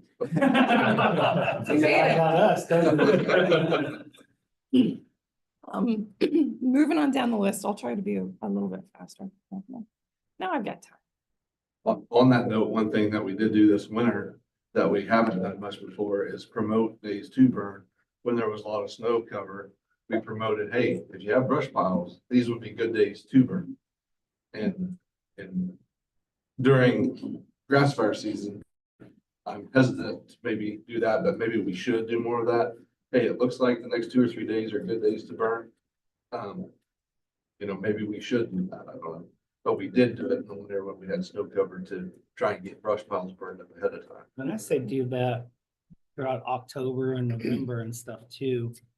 I know, leaves fall and grass kind of starts to die and stuff though too, but it's a good time to burn. I know my family used to do that in and around that time too, and then you didn't have to worry about trying to find the right day in the spring to do it. And K-State promotes fall burns for pasture management, so rangeland management. I think it's something you should look at as well. And we had, it was a while ago now, but the Kansas Forest Service did a prescribed burning class for Riley County. And I don't know what the dates are, but they're going to do that again. They had more interest than they've had in any location across the state. They had 160 or so people in Riley County attended. So It's just shy of 200. yeah, there's interest in conducting burns the right way. So it keeps everybody safe. So we have a lot of committed and responsible landowners here, which is very fortunate. Knock on wood for that one too. Recently, we shared a news release about federal grant funding awards for the communities of Ogden and Keats to celebrate those investments in local infrastructure. The city of Ogden has been selected to participate in the U.S. Department of Transportation's Thriving Communities program. So part of planning for the Riley Avenue corridor there right through town. And then, as you know, in Keats, we've had positive developments thanks to great work by commissioners and the Planning and Development Department and consultants. The USDA has officially obligated funding for the Keats Sanitary Sewer Improvements Project. That was recently an additional $492,000 in grant funds. So the project overall is about 87% grant funded, which is a huge benefit to that community. Skipping ahead to kind of the ongoing sections of talking about Keats, Amanda Webb she's been really committed to keeping Keats residents informed. We developed a flyer to give them a breakdown of the funding model. And the next thing, she's doing monthly email updates, and then she's working to schedule an in-person update there at the church where they've met before to talk about temporary easements and next steps. And then I'll work with her to get the word out when those dates and everything are finalized. You know about all these things, but annexation, I'm one of the few people who gets to work with all of the different departments in our organization, and then as well as other organizations in the community to try to keep a bead on everything. And that's something I really enjoy about my job. For annexation, Jacob Hansen actually reached out to me to share information about the process and try to help get ahead of it and explain to people what was going on. So, because the term annexation can be a little triggering for folks. He explained the situation and we sent that news release out about it. Kind of doing the same thing for short-term rental regulation updates and several other topics, just doing everything we can to make sure the correct information is available. When people Google the topic, when they read stories from our partners like in the Mercury. With the Protective Home Program, I worked with Megan to try and drum up some interest in new participants. They held classes, and unfortunately, as she talked about, it's a big ask for families to start participating in that program. So she decided to change the model a little bit and kind of always be talking about it and then gather enough folks. When they have enough people who are interested, they'll schedule the classes around that. There we go. In terms of awareness campaigns and public service announcements, Jenny Ebert went to the KSNT morning show this past week, and the health department staff had shared a lot of awareness posts for social media and the website talking about the DEA's National Drug Take Back Day, which is this Saturday, and ongoing community education about the dangers of drug misuse. So I appreciate all of their partnership on that. Measles, then that's kind of an ongoing education campaign. Measles is of course considered one of the most contagious diseases. The basic reproduction number, which I also learned many things about science during COVID that I didn't know before, but the R0 value for measles is typically 12 to 18. That means that on average, one person with measles can affect 12 to 18 other susceptible individuals in a population. KDHE created an information dashboard for Kansas to track the number of cases. And local medical professionals are encouraging unvaccinated people to get immunized using that MMR vaccine, measles, mumps, rubella. And our role is to continue providing information and updates. Dr. Jacob Clark, speaking of media partners and interviews, he has been great about responding to kind of, I wouldn't call them last minute requests, but same day requests for interviews. So he spoke to KSNT last week, and he's always been really very willing and available to help with that kind of thing. So I wanted to give him a shout out. So many more pages. Okay, ADA compliance is another ongoing topic. Audio is in place. So that is the software that combs our website content and then uses a combination of automated tools and kind of manual intervention to fix any problems that would result in an ADA, potential ADA violation. It's that little icon at it's the bottom right of our website. It's kind of a little person in a circle.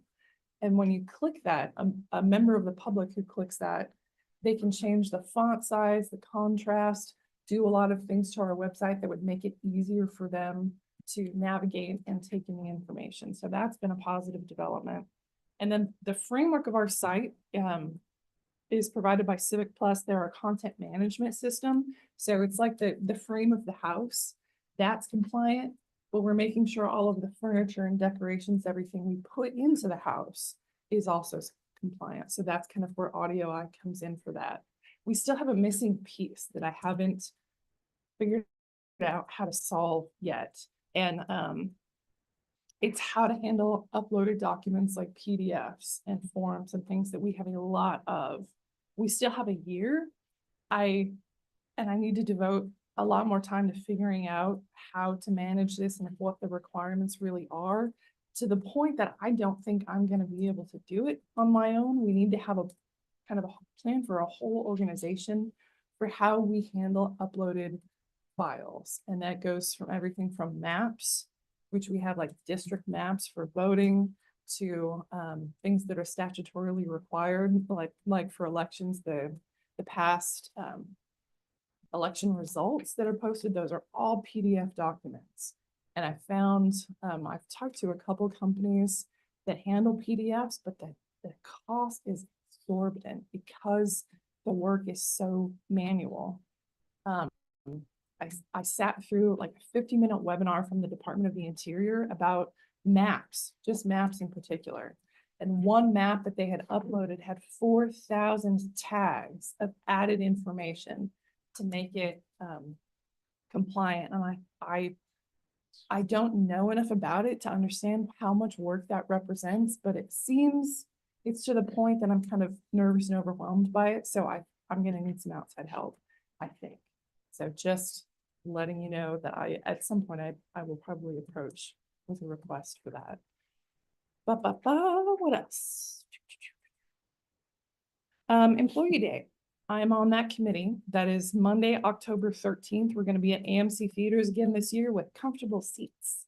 I know you guys were at a conference just recently and we were talking about chairs before the meeting started. So having to sit all day in an uncomfortable chair makes for kind of miserable experience. So we don't have that.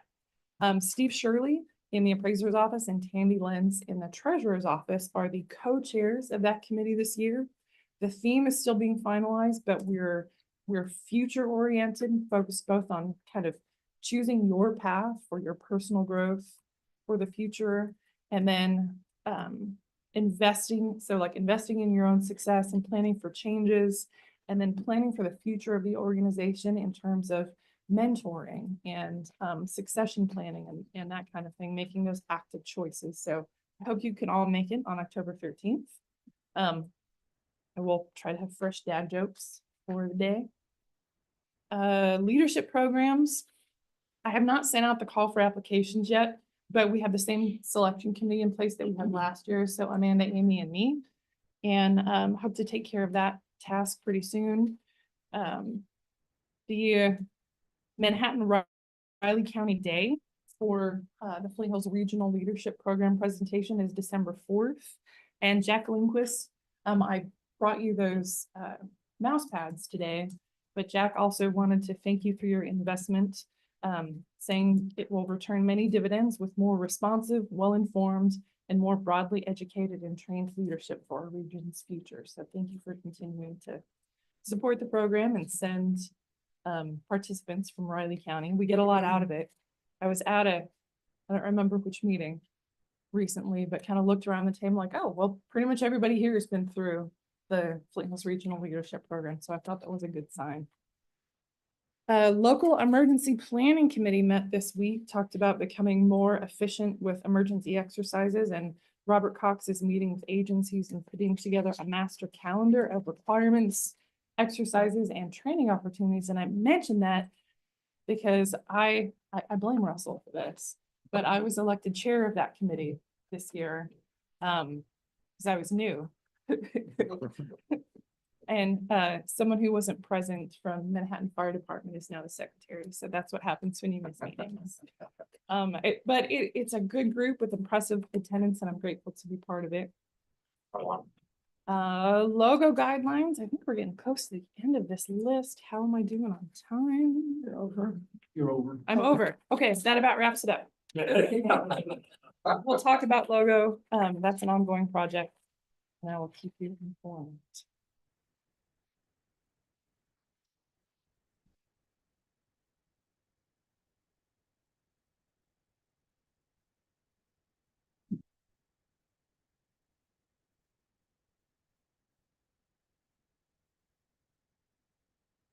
Morning. I guess you're ready for me. Yeah. Morning, Commissioners. Russell Stuckey, Fire and Emergency Management. I've got a couple of different topics for you this morning. First, from the Building Committee, in our last meeting, we discussed the authority having jurisdiction question as far as the permitting process and plans review for the current EMS headquarters remodel it into the Fire and Emergency Management headquarters and Emergency Operations Center. With the current EMS building, they followed the city permitting process and plans review, and John asked me to present this. I've talked to, or let me back up. The committee decided they like for the remodel process to just follow the county permitting process, just like any other building that would be built out in the county on county ground, such as out at Public Works if we were to build something. And the committee voted that they wanted to retain the authority having jurisdiction for the remodel of the building that we're slated to go into. And so that would entail going through the county permitting process and the plans getting submitted to the state fire marshal's office. I reached out to some other communities. Emporia got back to me, and they in Emporia, that's the way it works. County or state buildings, neither one, go through the city of Emporia permitting process. That is all handled at the county and state level. And so that is the building committee's request of the commission if the commission approves of us retaining the authority, having jurisdiction for the permitting and plan review process of the remodel. So we'd be all right by. Yeah. Comment. Absolutely. Commissioners, we had both of the legal beagles. Russell came to us and said, hey, what's the law that applies here and what governs? We're of the opinion that we are not subject to city building codes. I can't say that the city will agree with us necessarily, right? If we were state, there's a specific state statute that says, yeah, we're not subject to, state's not subject to local building codes. I think the reason why this has never been litigated is that I think most of the time, at least that we're aware of, we haven't found anything on it. Most of the time, right, when a county's building something, the city just takes a hands-off approach. But we're not certain whether we can do that or not, and I can't give you a definite answer, right?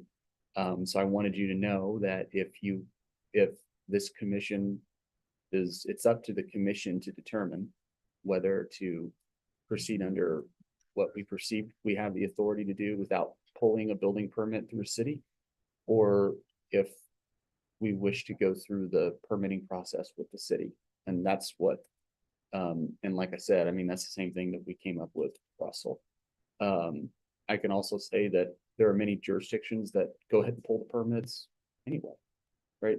And so in some ways there's, I think some of the, and I don't want to speak too out of school, but I think some of the concerns were really surrounding plan review, not so much the inspection aspect in that plan review, and that it might take, quite a bit of time, because I think, I mean, I know all the Manhattan Fire guys. They're great people. Courtright is overworked human being, right? And so it can take some time to go through that, right? And so I think the real desire here is to get some direction. Now, we can also go and try to make, try to help see what we can do to speed the plan review. This one would probably be easier than the plan review to get the EMS station done, because That's kind of the point there, isn't it? I mean, we had to go through the city to do EMS, right? We didn't have to, but we did. Yeah, right. And it's definitely delayed the project. Yeah. Well, I also know that the city is going through a review process and change the software yeah, to make those processes a lot easier. It's a transition, don't get me wrong. Not gonna happen that quick. No, I agree. I agree. Yeah, we probably, Commissioner, we chose to go through the city on purpose for the headquarters, A, because it was a new build, but B, because we had people staying there 24 hours. That was a big part of it. So it was a different beast than a building that is typically occupied 8 to 5. So, but having staff living there, that really, and being a new build, that was something I really pushed for, was to go through that to make sure it's done right, and it's done as safely as we can for our staff. Can you talk about what delays that just caused? I don't recall what the delays were. We gave it to the city in piecemeal, as we could, and it They wasn't. had it wasn't quite infrastructure, if I ready. remember right, they were trying to put in at the same time and down on the corner there too, so that, and of course, they've got to do 2 different readings for Right, their ordinance, so right. that It takes a little bit of time. it did take some time. But we tried to give it to them as piecemeal as we could, and they understood, that this is a long time coming. We were using ARPA funds. We had to kind of get this turned around. And they worked with us best they could. They really did. I think the thing I would add from, and this is anecdotal, right, at this point, but I can tell you, coming from private sector, and I've walked a lot of things through cities, right? It's a lot easier, right, to walk through a remodel like this than it is to do a new build, because they're having to make so many more decisions, right? And there's so much more that's updated versus if we're just doing a remodel, right? And I'm not saying that, that's I feel like I'm trying to stay as neutral as I know how to stay, right? Because there's arguments for and against on each side. It's just, I want to be careful to state that this isn't a knock on on the permitting folks in Manhattan. Sure. You know, they're great. They do a fantastic job. I can tell you that compared to other jurisdictions, they're fast, right? And I'm not talking about jurisdictions in Kansas. I'm talking about y'all want to see like long time turnarounds on plan reviews, go to KC Mo, right? Those folks, I mean, you're watching molasses drain. That's how long it takes them to do stuff. And so, well, yeah, I understand that the city's trying to improve their processes and everything, right? It's still quick compared to other places, but at the same time, I know that we also are playing Jenga with people and, you know, I mean, with our departments. And so you now have the information and feel free to make whatever decision you wish to make. You know, the one thing I think about is that, you know, we have a planning department here in-house that it would go a lot faster, I would think, the permitting process. And, you know, I know there have been delays and remodels are pretty, since we got so much going on as far as all the different moves that have to happen. I'm thinking that maybe this one, maybe not all of them in the future, but maybe, you know, come up, but this one might be Well, I think David makes a good good to point go too, that through. they're housing people 24 hours a day, 7 days a week. This is 8 to 5 and as needed. And his is a brand new building. This one's a remodel. If we had structural problems or other issues that would have already come up along the way. So yeah, I'm good with this. Yeah. I'll go ahead and make a motion to approve Riley County retain AHJ on the EM Fire EOC remodel project. Submit plans for review to the State Fire Marshal's Office and utilize the standard Riley County permitting process for a remodel project in the county. I would second that. Been moved and seconded to approve Riley County retain AHC for the EM Fire EOC remodel project. Submit plans for review to the State Fire Marshal's Office. And utilize standard Riley County permitting process for a remodel project in the county. All in favor? Aye. Thank you, Commissioners. Second item is having to do with the window replacement project in this building. John and Corey and I were talking about how the logistics of that will work out and everything with work going on, you know, in office spaces. And I made this suggestion, well, we're going to be moving anyway, and there's open space out at the health department in the old Conza space. And so, you know, we would be more than willing just to go ahead and move out to that space and then just stay there until our building is done and then move across the creek to our new building. And then that would allow here in this building work to go on. And then once that space is done or before that space is done, however John tends to arrange it all, that would give space for him to move other people, say the counselor's office, into our old space and then move them back, and then community corrections while work's going on in their spaces. And so if it pleases the commission, you know, we would be willing to move out. I talked to Diane a couple of different times and she was all for it, the health department director. So I don't know if John, do you want to add anything? Or John asked me to submit the car for this. Is she willing? I just want to make sure. You said you were willing, but she didn't say she was. In fact, I told him he didn't have to move out. He'll stay there. So, There you go. Is there a way to divide the space so you're not coming in and out through the health department? There's a back door. There is a back door. Just for privacy stuff in the health And on the department. east side over there, there's a. Well, it's, you would, the main entrance to the health department is the main, goes by the registrar's desk, and then it would be just like when people were going into Conza. Just for the goes dental. right. You could, so the public would come in that way. Staff could actually come in the back door back there and they talk to I Corey guess it about. should be okay. She hasn't kicked you out yet, has she, David? No, but they threaten a lot. They wanted to, they said they got how to do it. They want my space. It's not me, they, you know. No, it's you. It's Well, I see that Corey is here. I don't, do you see anything, any problem with the IT part, moving all that back and, it's not that far to move the second time, but No, we've already reviewed the space in the offices. We've already had discussions about where the relocate of each of the staff go. Their storage, the items they need to store as well. The networking that was there that Conza used, we'll reuse and won't take us but a few hours, and that whole area will be as part of our network. So we've already done the legwork ahead of time to know that this could be done. To be able to answer questions for Russell on that, and then for John as well when it comes to Windows, which is got some updates on some of that timing as well. So we've been working ahead of this to be able to answer all the questions. Don't have any issues with it whatsoever. No problem. How do we have the space to do that's a good idea, though. I hadn't even thought about So you that. don't have That's, to move. Still Yeah. twice, but Makes a not lot three of times. Right, yeah, and that's, it just doesn't make sense to me to move back down here.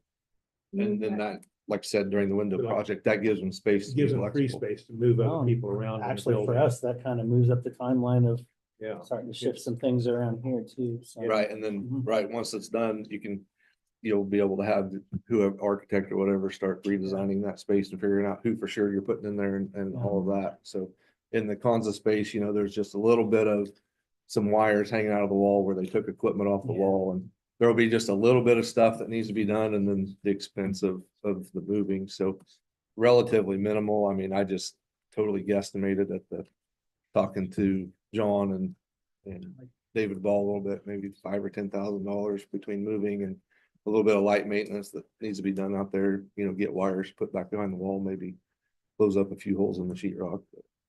Sounds good. and we'll probably save costs on the other end. You move them just across the creek. Right, Save and moving yeah, costs like there. Doug said, then we're out there to kind of keep an even closer eye on the remodel and be able to Mhm. check on it Yeah. handier. Yeah, that was one other thing. And then, so I assume, this would occur maybe like in that July timeframe. So we hadn't talked specifically. Kind of hoping that maybe we can start moving you sooner than So like we had maybe, to. maybe as soon as David moves out. Yeah, let's do it now. Let's just get rid of them now and get them. Probably even, we can do that even before David can move you. Okay. Commission Separate would have to space, meet, yeah. wait until after David is able to get into his building. Yeah, Meeting we with, definitely want the new space. So for our IT timings, our next things, I want to go ahead and try. Okay. Right now, we're very busy and occupied in the new EMS building for May, but we'll have that done in there. And we want to shift right over to moving them in June. And then the idea then next would be that we'll have you moved out of here, probably by the start of July. Which I'm writing up to bring that where each of you will go and so forth, but just overall, then July we'll have you guys out, and meetings from July, the start of July going forward, will be at a new location. To right now, just a little bit of that, as we talked to Diane, it would be in the FCRC building at the very end, which is currently being used as EMS, the big meeting room that's down there at that end. We've also identified 3 offices in that building where we would move your offices to. That way you can have your meetings and things that you would need to after. But that's the general overview of how this would step out and play out. So May there, June for them, July we'd have you guys move We're moving where? to FCRC for your meetings. Oh, okay. Yes, yeah. And then the windows, that's got some timing pieces that I'll look for John, but that's how it all seems to play out together. Appreciate all the coordination between everybody to Yeah. keep this moving. Yeah. Make a motion. In the end, it's gonna work out. For everybody. Okay, let's see. Well, I would make a motion to approve relocating the EM fire offices temporarily to the former Kanza space and for them to remain there until their new facility remodel is completed. I'll second. Been moved and seconded to approve relocating EM fire offices temporarily to former condo space and them to remain there until their new facility remodel is completed. All in favor? Aye. Thanks, commissioners. And we're done right at 10:25.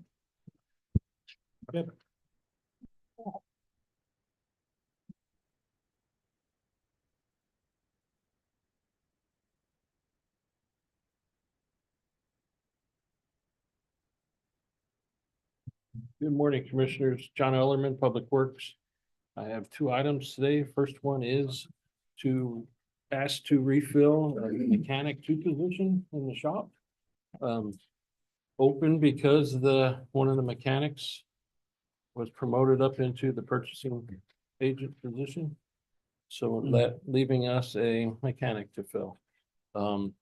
He's the one of three mechanics plus the shop foreman. We take care of almost all of the county vehicles that are out there. So definitely need another person to fill that position.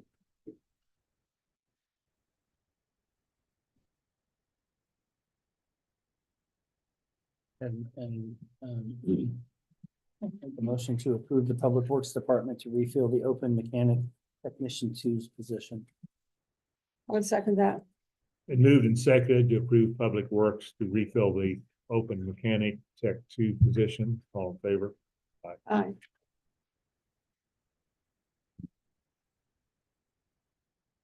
Second item here is RFQs for judicial services study, space needs and building study. If in your packet, I had the request. If you read through, have any questions, then feel free to ask, and I'll do my best to remember what I wrote. There are a few things I guess I kind of wanted to highlight the scope of the project as I saw it.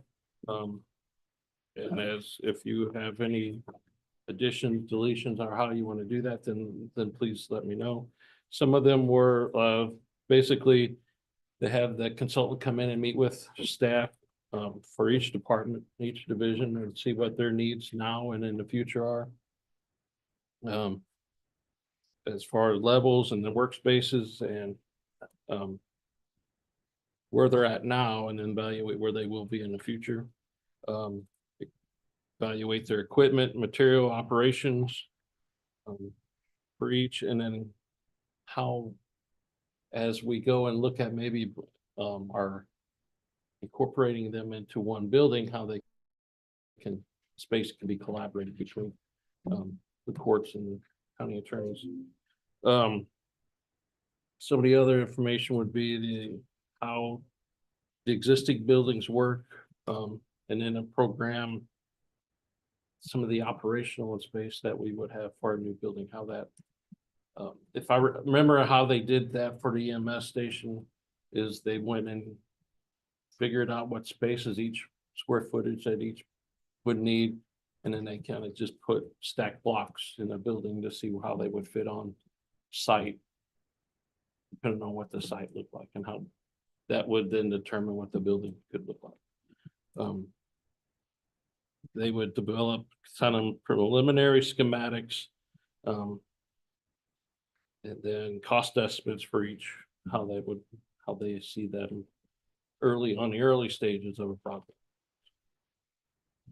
And then the last kind of step in here are the two would have been what to do with maybe the old buildings, if assuming we're taking them and putting them in one place, what to do with the existing buildings. And then also a big step in this is to help with our Bryant's project is evaluating that church property to say, at least if in their opinion, that it will or not work for. a new court building, judicial services building. That's what that is. If you have any questions or want to do some changes to that, I'm open.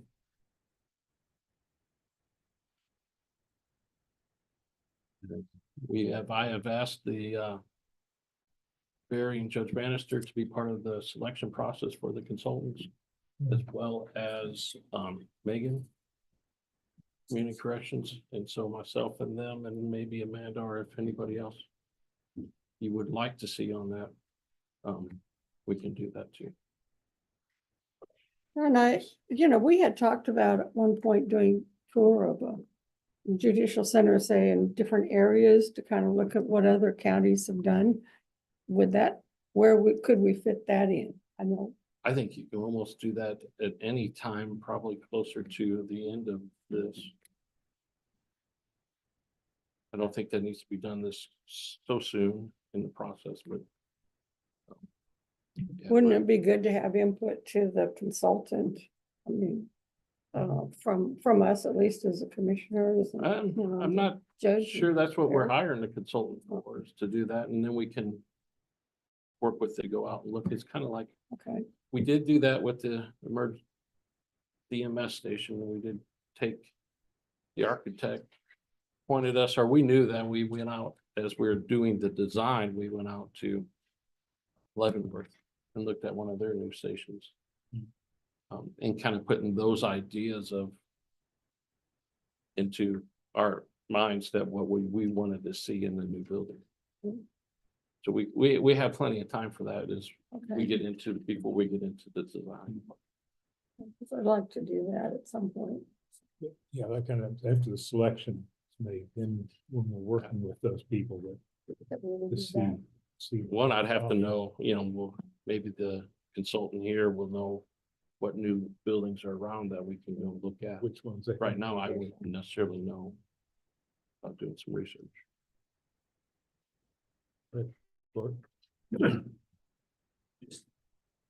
Add to that, and as this process goes on from an IT perspective, that will be something that we will want to do.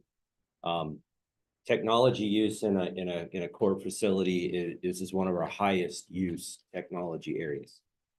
Every day, and it has got to be functional, operational to a T every day. It's changing. And very much so.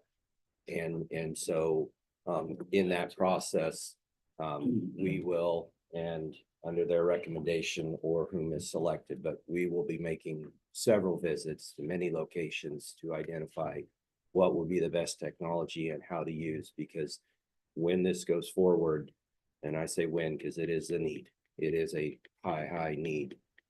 We want to make sure that now, once again, Riley County is the top notch in every part of it whatsoever. And then they to Riley County to learn how to do it right. And from the technology standpoint, we want it to be there at that level as well. So I just wanted to say, I agree, and we will be wanting to do the same in many locations. Good. Yeah.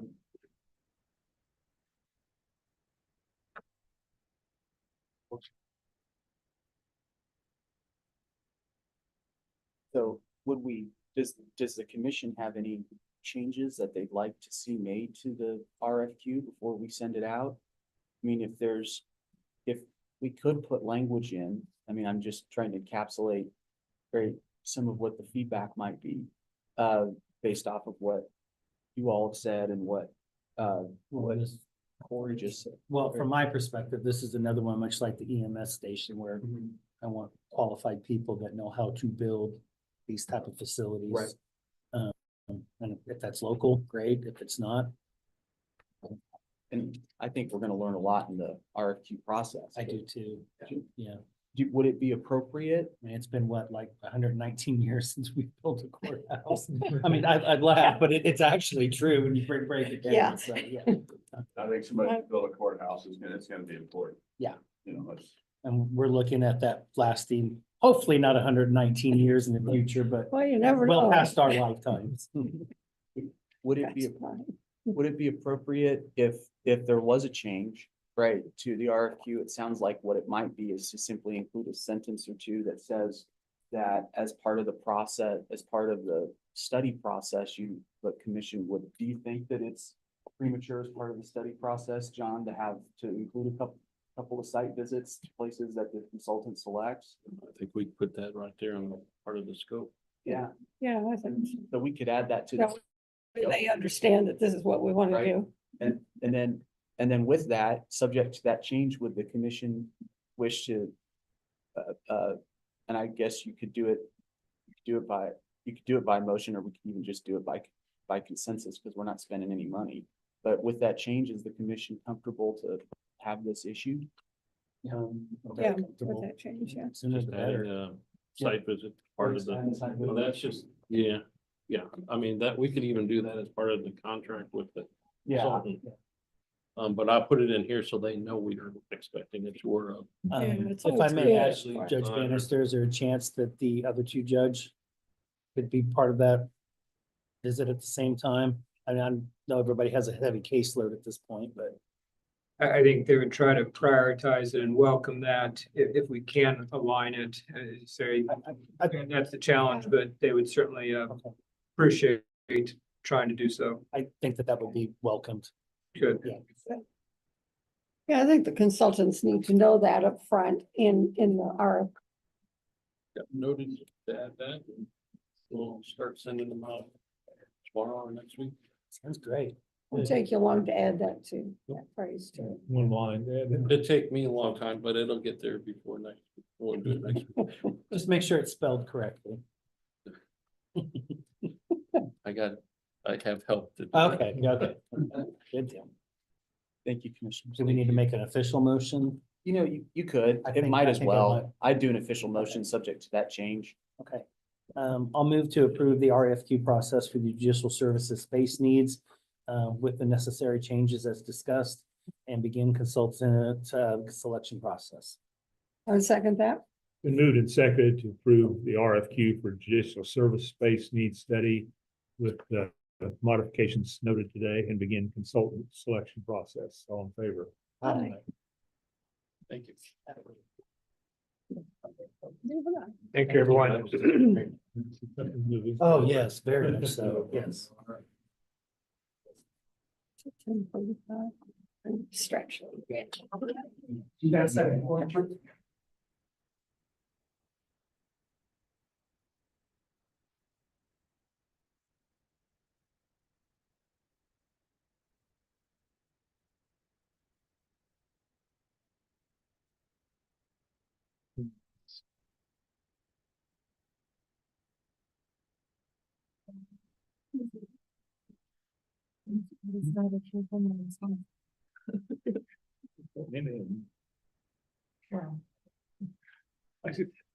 Somebody I had noticed before, but when it's laying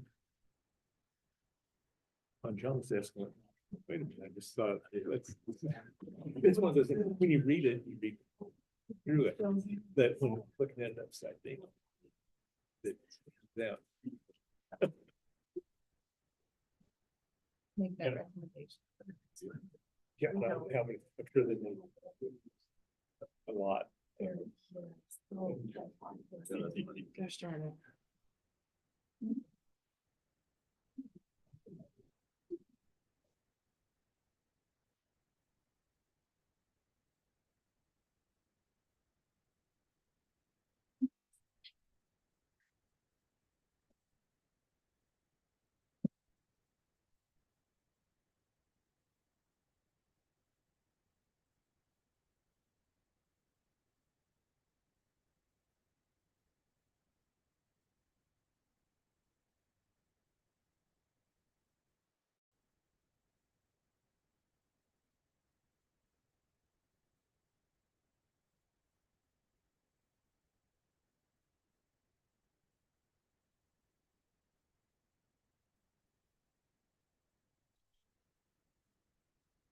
Yeah, that's one of the.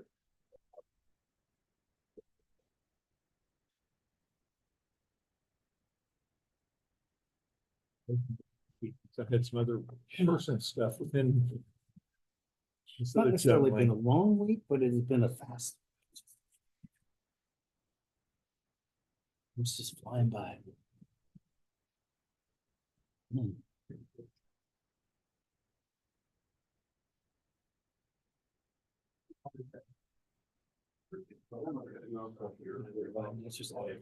Diane, do you have a minute? Okay.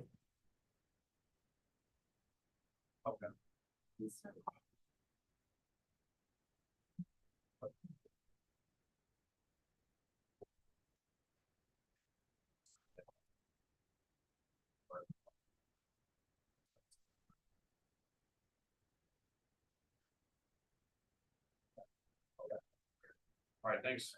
We'll see you soon. Thank you.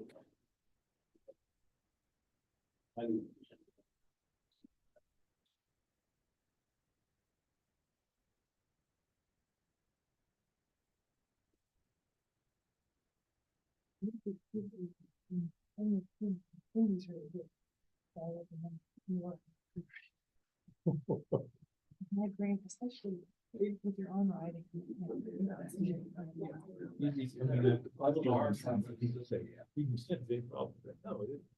It's just double worded part.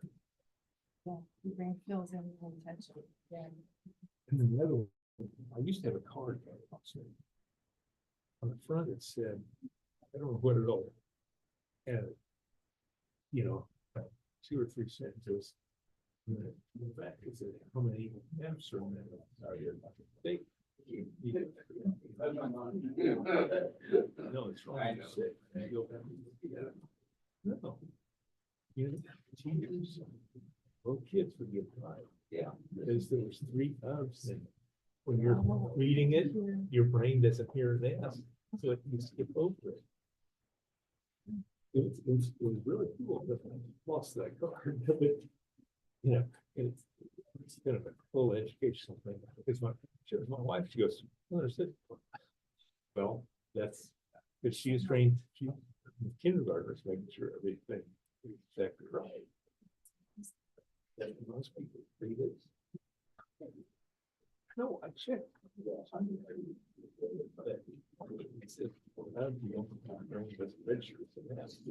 just reading them. You're reading in your brain out here and actually go on fast. It's so interesting how, it's like how I'm doing stuff. Our brains work and don't work sometimes.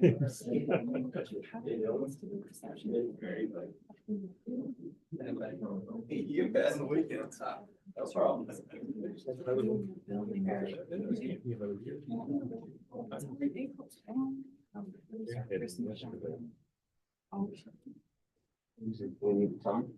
Zero.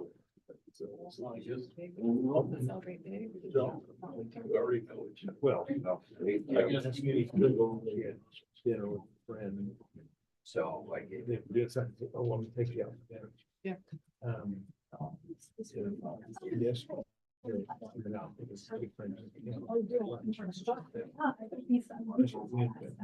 Yeah, that's good. Showing.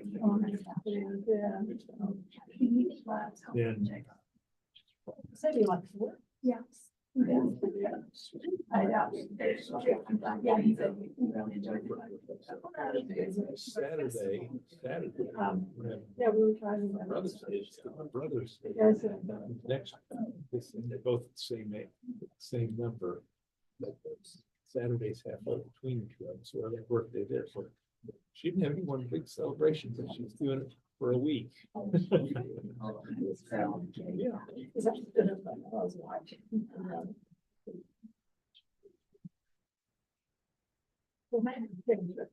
Yeah.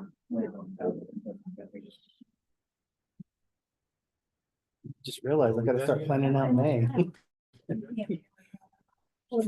I do feel like that. May is a tough month. Yeah. I'm looking at Brittany. Yeah, I know. I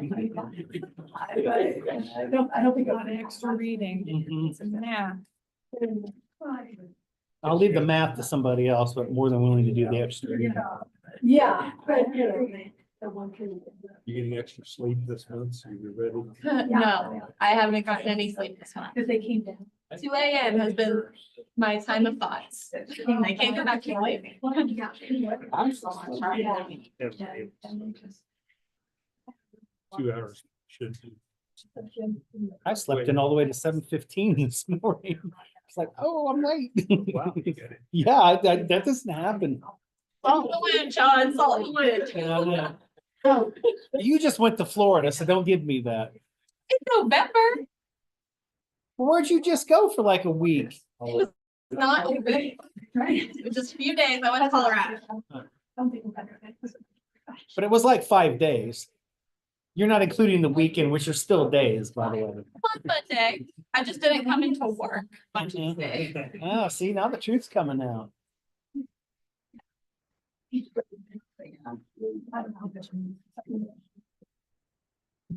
said that he makes it happen. You got the papers. Got the Did Brian get Motion. the motion? Oh. I will have it in 2 seconds. Okay. So sorry. Can't survive without motions. No. Got an extra lesson on coma too, and Cora. Oh, yeah. All that goes into that.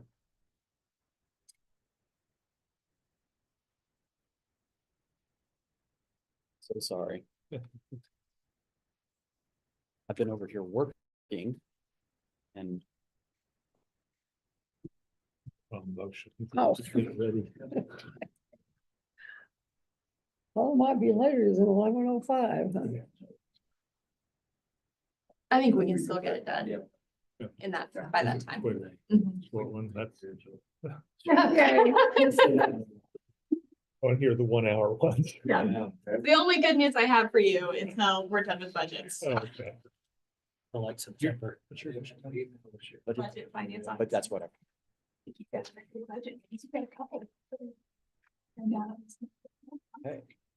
Yeah, Is something about budgets this year, and it's not going well, so. I'm hearing that across the board, so it's not just you. Yeah. I mean, that's. printer privileges. Do you? I do. You do? I can email this to you? Email. Okay, perfect. Oh, yeah. You're not. I'll do it. No, Oh. I've never asked. It's my fault. I can't guarantee it's gonna come immediately, but Well, and I'll print back up to upstairs too, but I bet it'll. I have faith. You'd have to jog up there and back. Huh? That's right. I need exercise. Out there and get another coffee. Oh, don't give him any reason to do that. it sounds like such a good idea. It says appraiser in the title, but it's not. I updated it. Just give me the gist of who's supposed to be here. Yep. All right, it should be in your inbox. That was pretty quick.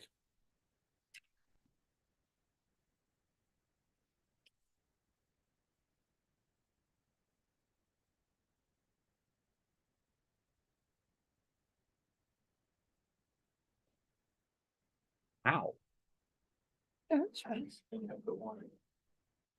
Thank you for bailing me out. Mm-hmm. That's what happens when I try to be too efficient.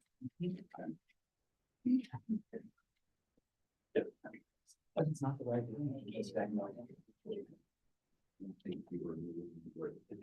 No, I printed the email, didn't I? Need to open it. Oh. No, that's the email too. Trying to open up the document to print it. That's on me. There we go.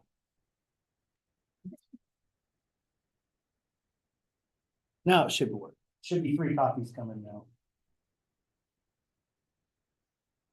Of course, the printer's Now down it's or gonna go something. slow.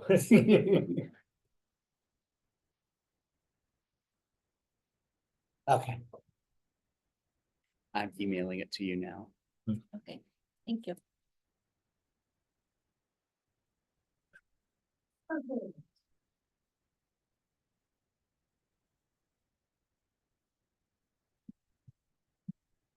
Okay, are we still good for 11:05? Okay. I'm gonna go ahead and move that the county commission, including Chairman McKinley, Vice Chair Foki, and Commissioner Ford recess into executive session on potential litigation for the purpose of consultation with Bryant Parker, County Counselor, Attorney for the Commission, Elizabeth Ward, Human Resource Director, and Brittany Phillips, Budget and Finance Officer. And and Diane Creek, the Riley County Health Department Director, which would be deemed privileged in the attorney-client relationship, an exception to the Kansas Open Meetings Act, with the open meeting to resume in the County Commission Chamber at 11:05 a.m. I second that. Been moved and seconded for the county commission to recess into executive session for the reasons previously stated under the attorney-client relationship exception to the Kansas Open Meeting Act. All in favor?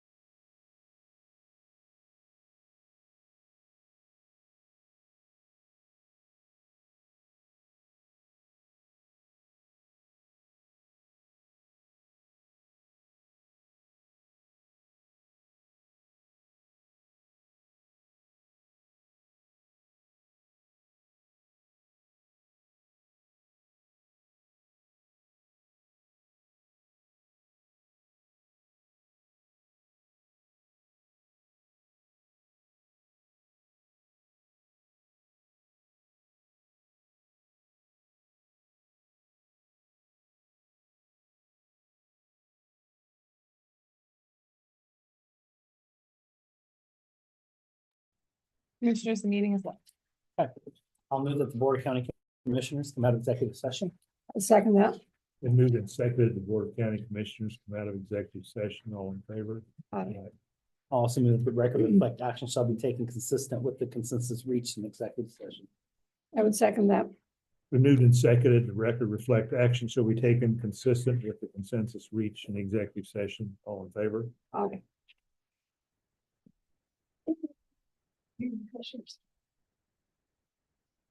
You throwing yours away or is Brian, need any of these back? Yeah.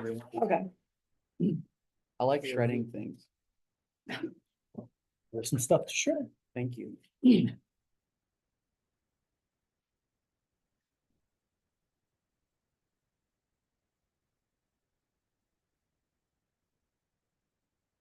Thank you. You. Thank you.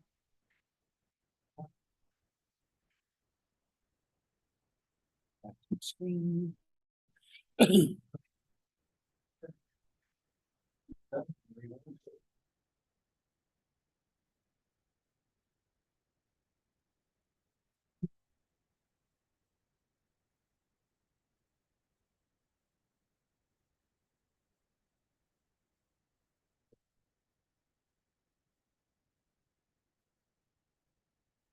New handle on this one.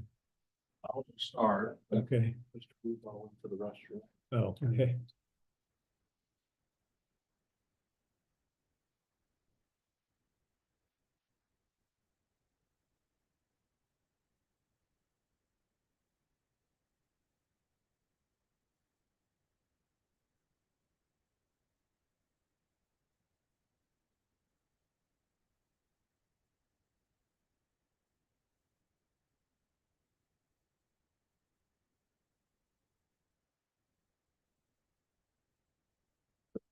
Ready for me? Yeah. Well, good morning again, John Elmer, Public Works. This morning you had a request from Mr. Alan Blueball about an easement to access his property. This is the highlighted in blue strip of property that's right next to our the Public Works facilities.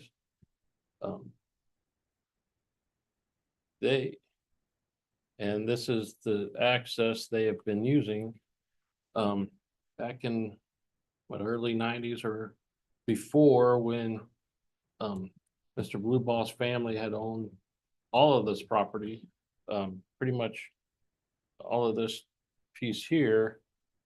There was a license agreement that allowed them to use that road to access the property. And the family sold basically all of the property that we own to the previous owner. That kind of the license agreement on paper went away, but the use continued, and the use has continued through today, as even after we had bought it in 97, I believe. So when Mr. Blueball went into, I can even let him explain some of that, to transfer the property to his stepson. I think title search realized that he might not have an easement or access, legal access to the property. And that's then, I guess, why he is here today, asking to first comes some consideration for an ingress, egress, and let him talk to you or ask him questions as you want, and I'm here to help, just support, I guess. Is that a house on the property? Is that residence or? Yes, there's modular home. Yeah, it's been there. I've physically been there since '88, using the same road. Okay.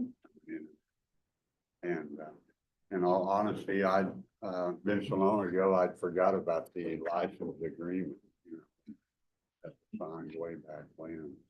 I've physically been there since '89.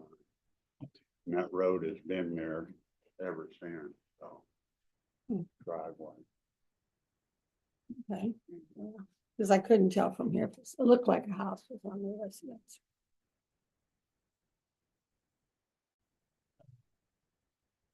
In the recommendations, it says, you have conditions to change that if we decide, if we change use of that property. Is that correct? I think Right. you would want to. Well, I know we want to, but then it cuts him off completely, right? Possible.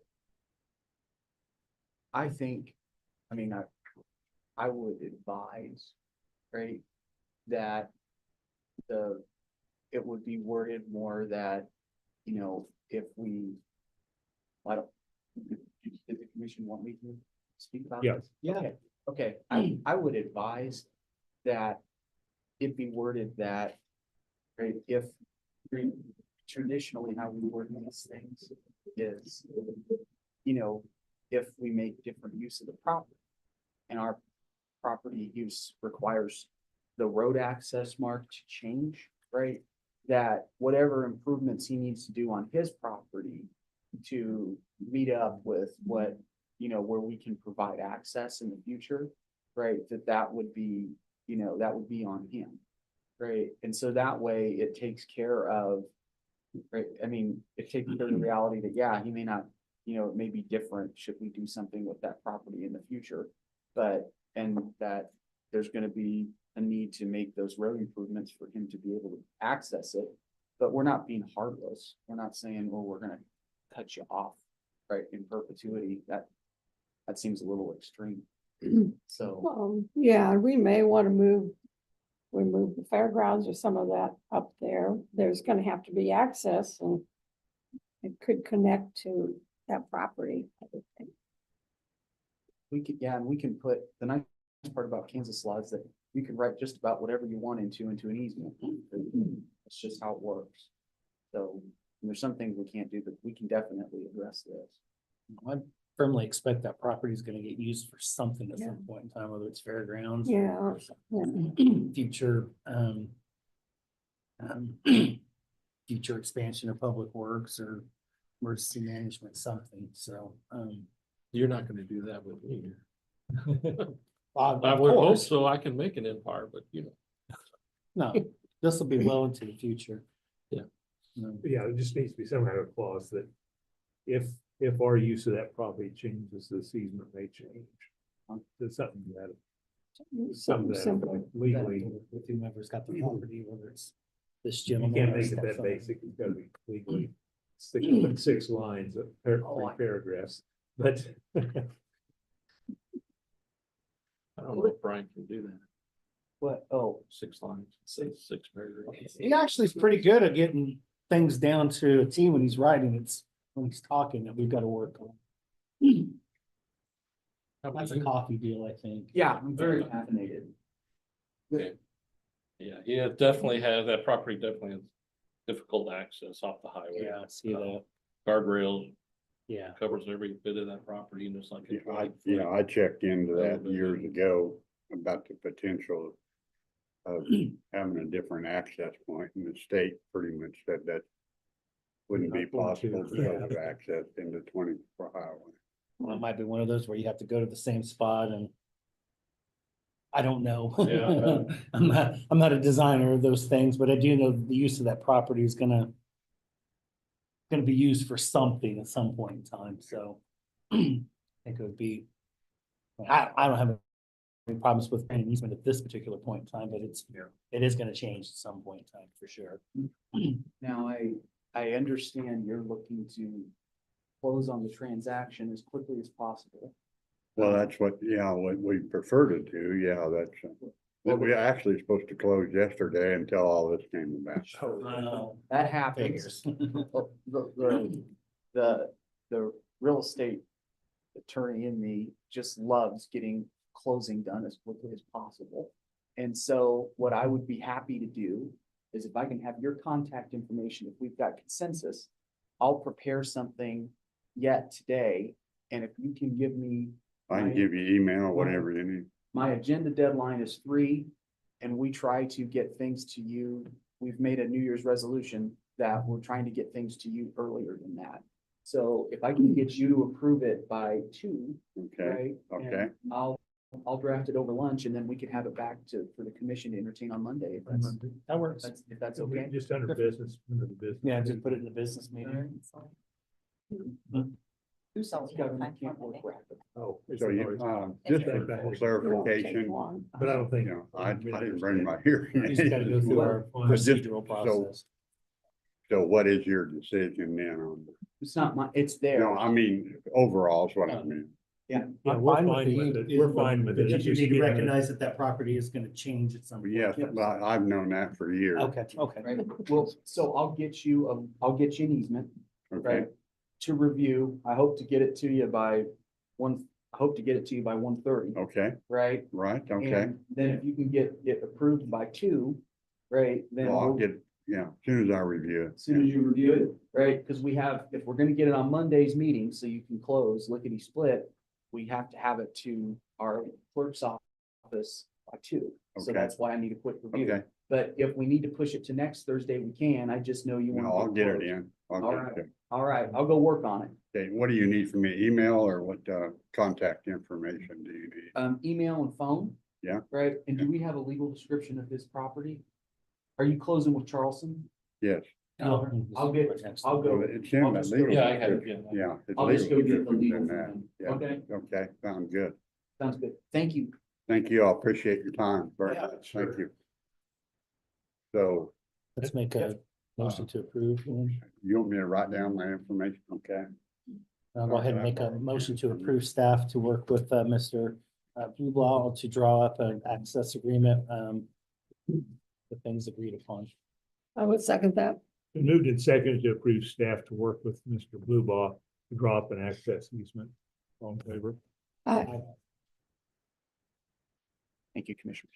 You. Is that true? Yeah.